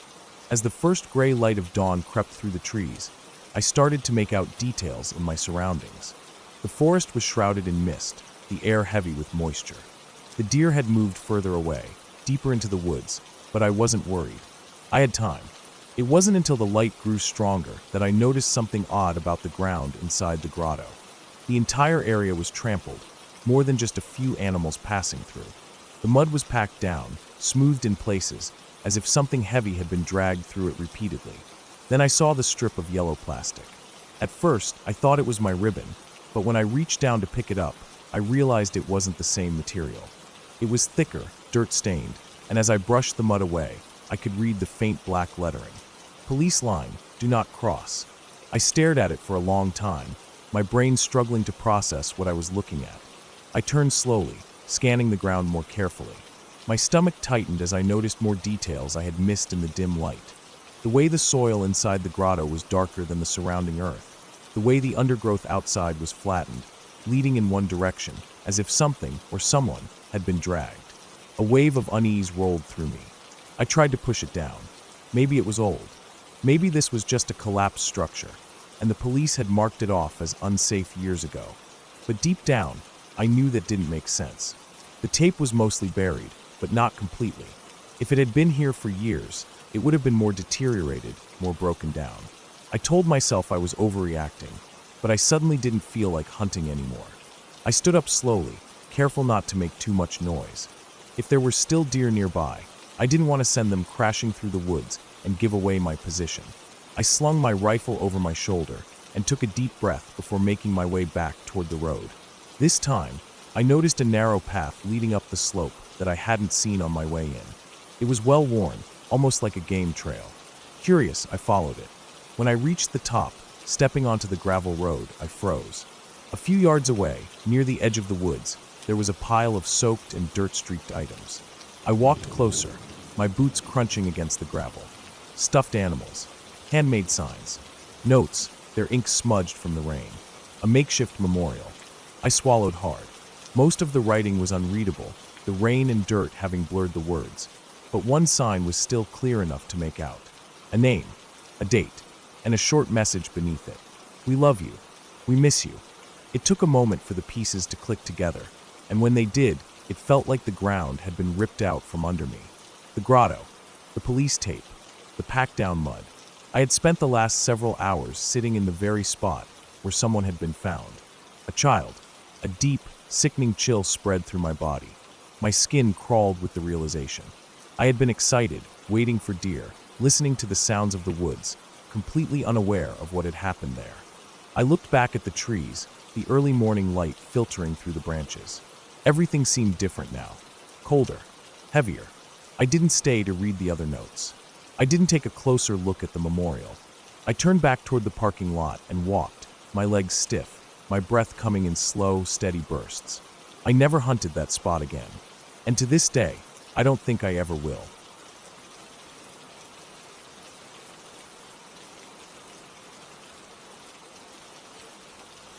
I never liked walking in the woods above Maudlin. The trees pressed in too close, the silence felt unnatural, and the ground was rough with roots, threatening to catch your foot if you weren't careful. The air always smelled damp, thick with the scent of rotting leaves and the earth beneath them. It was the kind of place where you felt watched, even when you knew you were alone. But I wasn't alone. I was following the trail to the cave. Gammeltonhöhle. That's what they called it now, though most people just called it the cave above Maudlin. It wasn't a place people visited often. Some hikers would stumble across it by accident. Some kids would dare each other to go inside, but most people avoided it. Not because of ghosts or curses. No, nothing like that. People avoided it because of what had happened there. Tony had lived here. He had died here. I had heard his story so many times, but hearing something isn't the same as standing where it happened. The ground was uneven as I climbed higher, the incline forcing me to lean forward, my boots crunching against the dirt and loose stones. The forest around me was dense, with thick undergrowth and gnarled trees that looked like they had been here forever. I imagined what it must have been like for him, alone, forgotten, his life taken from him in a different way than the courts had intended. People had called him kind, said he was a good man. That didn't seem to matter in the end. No one had given him another chance.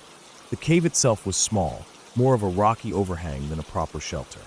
The opening was dark, framed by jagged edges of stone, and inside, the air was noticeably cooler. I stepped in slowly, my breath coming in quiet puffs. The floor was uneven, made up of dirt and scattered stones. The ceiling wasn't very high. I had to duck slightly as I moved forward. There was nothing left of him here. Nothing of his presence, no belongings, no carvings in the stone, nothing to mark that a man had once lived and died in this place. But I still felt it. A weight in the air, something heavy pressing down on my chest.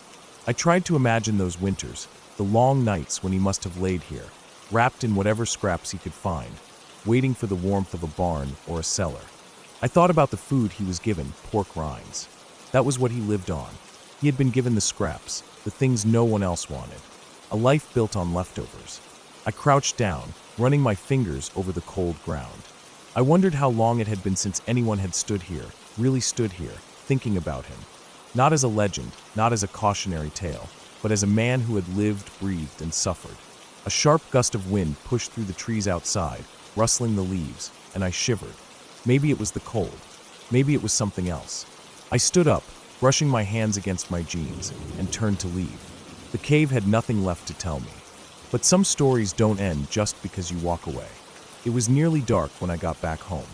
The sky had shifted to deep blue, the last traces of daylight bleeding away behind the trees. The air smelled like damp earth and the distant scent of chimney smoke.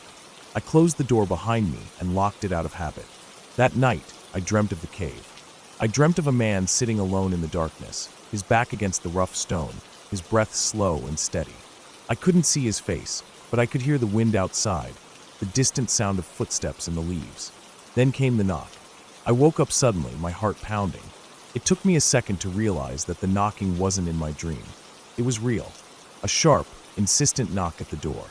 I sat up in bed, my pulse racing. My room was dark, the only light coming from the faint glow of the street lamp outside. I reached for my phone, my fingers unsteady. It was late, too late for visitors. The knocking came again, louder this time. Something in my chest tightened. I didn't move. Another knock. Then silence. I sat there for what felt like forever, waiting, listening. Eventually, my breathing slowed. My heart stopped hammering against my ribs. I told myself it had been nothing. Maybe a neighbor, maybe just my imagination mixing with the dream. But then I thought about Tony. About how sometimes, no matter how far you think you've left a story behind, it has a way of finding you again. The next morning, I heard about the shooting. A family, not far from where I lived. A father and grandfather killed at their own doorstep. Shot in front of their children. Wrong house. They had knocked on the wrong door. I thought about that all day. The knock in the night. The knock at the door. A mistake that could never be undone. That evening, as the sun set behind the trees, I stood outside my house and looked toward the woods. The cave was still there, far above modeling, hidden among the trees. And down here, in the quiet streets of the suburbs, another life had been taken, just like that. No ghosts, no curses, just a knock at the door, and the weight of a story that never really ends.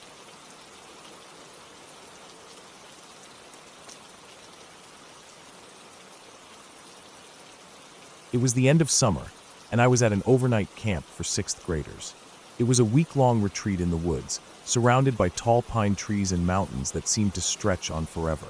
The air always smelled like pine needles and damp earth, and the weather had been unusually warm for late August. All in all, it was a typical summer camp experience, filled with campfires, esmores, games, and the usual fun that comes with being surrounded by your friends in the wild. On one particular evening, an event was scheduled for the good kids in the camp. Those who had followed the rules, participated in activities, and generally stayed out of trouble. Me and my group of friends were invited to participate, and of course, we were all excited. We'd heard rumors about this event from the older kids, who claimed it was a rite of passage at the camp. We didn't know much about it, but it sounded mysterious and cool, perfect for a group of adventurous 12-year-olds. The event involved walking into the forest at night, with an instructor leading the group through the trees. It sounded easy enough, but we were all buzzing with excitement, eager to see what it was like after dark in the woods. We gathered around in the clearing near the camp's main building, waiting for the instructor to arrive. He was an older man, probably in his 40s, and he looked like he had been at the camp for years. I don't remember his name, but he was a familiar face, and he seemed generally friendly enough when we saw him around during the day. But that night, something was off about him. As he walked up to the group, he seemed different. His face was pale, almost ghostly white, and his eyes looked wide, like he hadn't slept in days. At first, I thought maybe he was just tired, or maybe he had been out in the sun too long. But there was something unsettling about the way he looked at us, like he had seen something that we couldn't see. I remember my friend Sarah whispering to me, "He looks like he's seen a ghost." We both laughed it off, thinking it was just nerves, especially since the instructor was probably just worried about us wandering off in the dark. When he finally spoke, his voice sounded shaky, like he was trying to force calmness into it. "All right, kids, let's head out," he said, his words clipped and quick. We all gathered our things, flashlights, water bottles, and jackets, and followed him as he led us into the woods. The forest was dense, the trees stretching high above us, blocking out most of the sky. It was eerie how quiet it was. Normally, you would hear crickets or rustling leaves, but tonight it felt like the forest itself was holding its breath. I could feel a strange chill in the air, even though the temperature wasn't that cold. We walked in a single file line, the instructor at the front, and me and my friends trailing right behind him. Every now and then, he would glance over his shoulder, as if making sure we were all still there. His steps seemed a little too quick, and he didn't speak much, which only made the silence more noticeable. After what felt like 10 minutes of walking, I could tell it was getting darker. The flashlight beams from our group barely cut through the thick canopy above. I glanced back at my friends, and we exchanged uneasy looks. It wasn't that we were scared, but something about the instructor's behavior was beginning to put us on edge. One of the younger kids, a girl named Emily, hesitantly raised her hand. "Are we lost?" she asked. The instructor didn't answer right away. His eyes darted around, scanning the trees. He took a few deep breaths, and then turned to face us. "No, we're not lost," he said, his voice a little too sharp. It didn't sound like he was reassuring us. It felt more like he was trying to convince himself. We continued walking, but the unease in the air grew. The deeper into the woods we went, the darker it became. We could barely see the trail anymore. The flashlights didn't seem to help much. The trees seemed to close in around us, and the path felt narrower and more winding. It was hard to tell which direction we were headed in. A part of me started to wonder if this was part of the experience. Maybe it was supposed to feel this way, like we were in some sort of mystery. But another part of me was starting to get anxious, especially with the way the instructor kept glancing around. I turned to one of my friends, Ben. "Should we head back? It's getting really dark." Ben looked uncertain. He looked over at the instructor, who still hadn't said anything. "Yeah, I don't know. Something's off." Before I could say anything else, the instructor suddenly snapped. "No, we are not going back." His voice was so loud that it startled everyone. We all froze, not sure how to react. "I'm tired of this place," he continued, his words coming out in a rush. "I want my parents to think it's all their fault that I've lost 20 children. They should be the ones who have to deal with this." We all stared at him, trying to process what he had just said. It didn't make sense. The man who had been so calm earlier was now clearly losing control. His face was twisted, his eyes wide, and his breath was coming in short gasps. "What's wrong with him?" Sarah whispered. Before anyone could answer, the instructor turned and ran off into the woods. He didn't say anything else. He just bolted, disappearing into the darkness like a figure in a nightmare. The rest of us stood there, completely stunned. We had no idea what to do. None of us had ever been in a situation like this before. He was supposed to be leading us, not running away. "Should we chase him?" I asked, my voice barely above a whisper. The others nodded. We didn't know what else to do, and I think we were all too nervous to just stand there. So me, Ben, and Sarah, being the tallest and fastest, told the others to stay put and followed after the instructor. We ran as fast as we could, our flashlights barely cutting through the thick trees. The sounds of our footsteps were loud in the silence, and the dark seemed to swallow us whole with every step we took. We didn't speak as we ran, but in my mind, I was starting to get this sinking feeling in my stomach.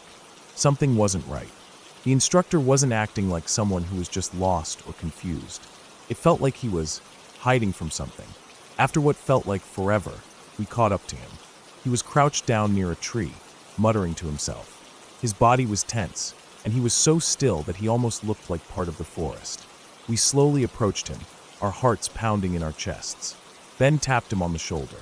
The instructor turned around so fast, his head snapping to face us. But what we saw made our blood run cold. This wasn't our instructor.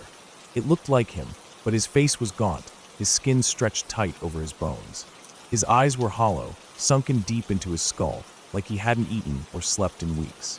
His lips were cracked, and he looked like he had been wandering in the woods for far too long. Before I could even react, my legs carried me back in the direction we came from. We ran. We didn't stop.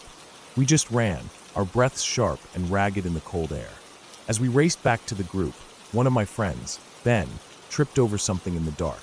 I turned to help him, and that's when I saw it. There, lying on the ground, was our instructor. He was lying face down, his eyes wide open, and his body limp, like he had collapsed right there in the middle of the woods. I dropped to my knees beside him, shaking him, slapping his face. "Get up," I shouted. "Take us back. What's going on?" To my surprise, he stirred. Slowly, he pushed himself up, his eyes blinking like he was waking up from a long sleep. What happened?" he mumbled, clearly disoriented. We didn't wait for him to make sense of it.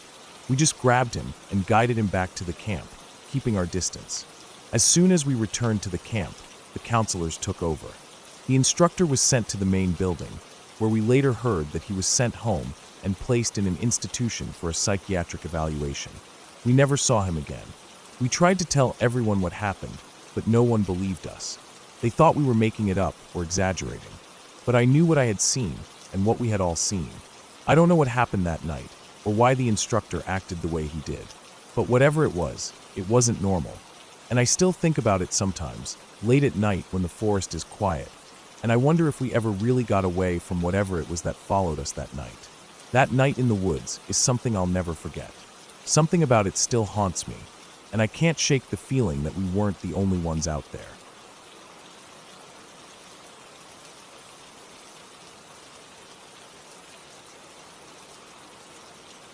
I grew up in a small town in Illinois, about 100 yards from the train tracks. The kind of town where everybody knew everybody, where kids played outside until the streetlights came on, and where the sound of a passing train became just another background noise, something you barely even noticed after a while. Those tracks cut through the heart of town, stretching out in both directions, disappearing into the trees and cornfields, going somewhere far beyond what any of us ever really thought about. Until the summer when the cops came knocking. It was the middle of the day when I heard the knock on our front door. I wasn't expecting anyone, but when I opened it, 2 officers stood on the porch, their faces serious. The sight of them made my stomach tighten. It wasn't normal for the cops to come door to door like this. Not here. Not in a place where the biggest crime we usually had was some high schooler getting caught with a case of beer. I don't remember exactly what they said, but the message was clear. Asterisk, be alert. Lock your doors. Keep an eye on the train tracks. Asterisk. There was a man riding the rails. A drifter. A killer. I didn't know his name then. Not yet. I wouldn't learn it until later, when the news started spreading like wildfire. Angel Maturino Resendez. The railroad killer. He was traveling up and down the tracks, slipping into towns just like ours, moving in the night. He had already killed people in Texas, Kentucky, and Florida. And now Illinois. Just an hour south of us, a man and a woman were dead, murdered in their own home. And here I was, just 100 yards from the tracks he used. That night, I lay in bed, staring at the ceiling, my ears tuned to every sound outside. The faint creak of the house settling, the chirp of crickets, the distant hum of a passing train. That sound had always been familiar, almost comforting. Now, it felt like a warning, because every time a train came through, I knew there was a chance, just a chance, that someone had stepped off. Someone like him. I started noticing things after that. Maybe it was just my mind playing tricks on me, or maybe I had just never paid close enough attention before. But at night, when the world went quiet, I would hear things. A rustling in the bushes outside. The creak of our back fence, like something brushing against it. Footsteps? Maybe. Maybe not. There were nights when I would wake up, heart pounding, convinced I had heard something. A scrape. A movement. I would lie there, barely breathing, straining my ears in the dark. One night, I finally worked up the courage to look. I got out of bed, crept to my window, and peered outside. The backyard was empty. The fence was still. But the tracks. A shadow moved. I don't know if it was a man or just a trick of the moonlight, but I saw something there, just beyond the edge of my yard. Someone walking. Slow. Deliberate. Not hurried, not stumbling like a drunk. Just moving, one foot in front of the other, along the path that stretched behind so many houses just like mine. I stayed at that window for what felt like hours, watching, waiting. The figure never turned, never looked toward the houses. Just kept walking, following the tracks north. I wanted to believe it was nothing, just some wanderer passing through. But I knew better. After that, I started double-checking the locks, then triple-checking. Before bed, I would go to the doors, press my hand against the knob, making sure it wouldn't turn. I started pushing a chair in front of my bedroom door at night, just in case. The police kept patrolling. I saw their cruisers rolling slow down the streets, their spotlights cutting through backyards. They knew he was still out there, and so did I. The night I remember most, the night that still sticks with me, was the one where I knew, that someone had been outside my house. It was late, past midnight. I was lying in bed, trying to sleep, when I heard it. Not footsteps, not a train, something else. A thud. It came from outside, not far. Maybe the side of the house, maybe the back door. I stopped breathing, my body frozen. Then another thud, like something heavy shifting, pressing against the wood. I rolled onto my side, facing the window, my hands gripping the sheets. The sound came again. I wanted to tell myself it was nothing. An animal. The wind. But then I heard the screen door creak. I had locked it. I was sure I had locked it, but I hadn't checked it in hours. I waited, my ears straining, my heartbeat so loud I thought it would give me away. Then silence. Minutes passed, maybe an hour. I stayed still, not moving a muscle. Eventually, I must have fallen asleep. The next morning, when I finally worked up the courage to check, I found the screen door open. Just a few inches. I hadn't left it like that. And in the dirt beneath the porch, a footprint. Just one. But that was enough. A few weeks later, he was caught. Not here, not in Illinois, but in Texas. They got him at a border checkpoint, turning himself in.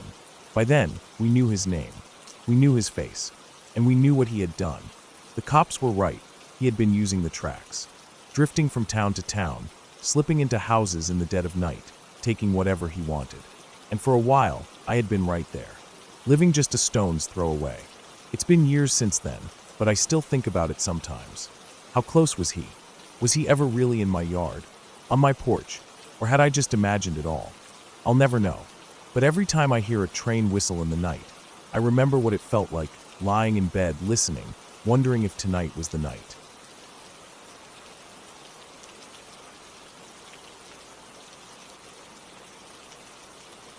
Danvers State Hospital was a place that left marks on people, though not always the kind you could see. Some scars were etched into flesh, others into memory. My grandmother carried both. She worked there as a nurse in the late 1940s, a time when the hospital was already falling apart, though the public didn't seem to notice or care. The grand old Kirkbride building, once a marvel of progressive mental health care, had decayed into something else entirely, a labyrinth of suffering, neglect, and whatever passed for treatment in those days. She never spoke much about Danvers when I was young, and when she did, it was never in the way people talk about old jobs. No fond memories of coworkers, no stories of friendships made in the break room.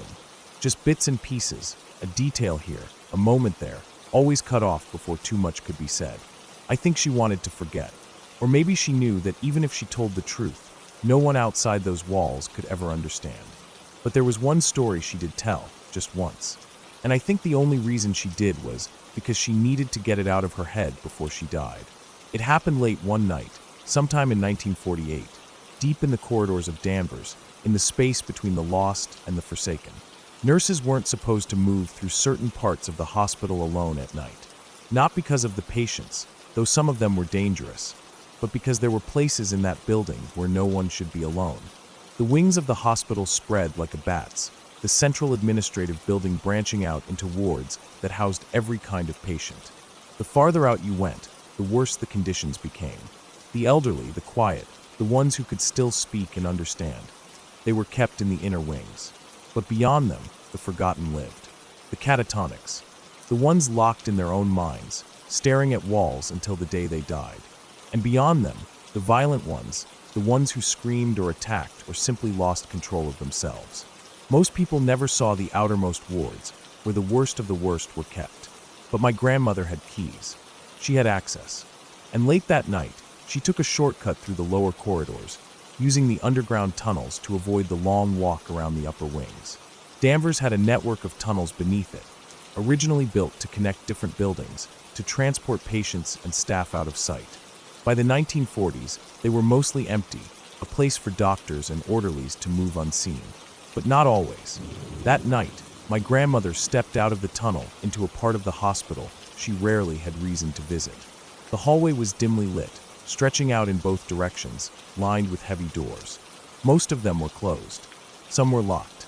She walked quickly, her shoes quiet on the floor, her mind already on her bed, just minutes away. But then she saw movement ahead. A patient stood in the hall. It was a woman, small and thin, her hospital gown hanging loose around her frame. She didn't speak. She just stood there, one arm stretched weakly toward my grandmother, fingers trembling. At first, my grandmother thought the woman was lost, that maybe she had wandered from her bed. That happened sometimes. Patients slipping through a door left unlocked, wandering in places they shouldn't be. She stepped forward, ready to guide the woman back, but then she saw something that made her stop. There was blood on the floor, a thin, dark trail leading from the woman's feet. She looked down. For a moment, she didn't understand what she was seeing. The woman's toenails had grown unchecked for years, curling over her toes, thick and yellowed, hard as bone. They had kept growing, spiraling downward, until they pierced the soft flesh beneath her feet. With every step she took, they drove deeper into her own skin, through tissue, through nerves. It must have felt like walking on knives. The blood on the floor was hers. My grandmother dropped to her knees, hands already moving for the scissors she kept at her waist. Her voice was steady, calling for help, but no one answered. She was alone here. There should have been an orderly, a night nurse, someone. But there was no one. She took the woman's foot in her hand, as gently as she could, and began to cut. The first nail snapped with a thick, wet crack. The woman didn't make a sound. The second nail took longer. It had curled so far into the flesh that it had to be pulled free before it could be removed. She worked carefully, one foot at a time, blood pooling beneath them. The only sound the quiet snip of the scissors and the woman's ragged breathing. When the last nail was gone, the woman let out a slow, shuddering breath and collapsed forward, arms wrapping around my grandmother's shoulders. She was sobbing, silent, shaking sobs. She weighed almost nothing. My grandmother held her for a moment, then eased her back against the wall. She spoke softly, telling the woman to stay put, to wait, that she would get bandages and antiseptic. Then she turned toward the nurse's station, and she stopped. There were others, a line of them, standing in the dim light, silent, waiting. Men, women, old, young. Some stood straight. Others swayed where they stood, barely able to hold themselves up. All of them barefoot, all of them bleeding. Their toenails had grown wild, unchecked, curling under, through, into the soft soles of their feet. For years, no one had cut them. No one had noticed. No one had cared. And now, they had seen what my grandmother had done. They had seen her help. And they wanted the same. For a moment, she couldn't move, couldn't breathe. Then she swallowed, lifted her scissors, and got to work. She didn't know how long she was there. It must have been hours. No one came. No one stopped her. No one even noticed. She cut toenails until her hands ached, until her uniform was speckled with blood, until the last patient in line shuffled forward, their feet slick with red, and she did it all over again. She bandaged what she could. It wasn't much. Just gauze wrapped tight, a bit of antiseptic, whatever she could find. It wasn't enough, but it was something.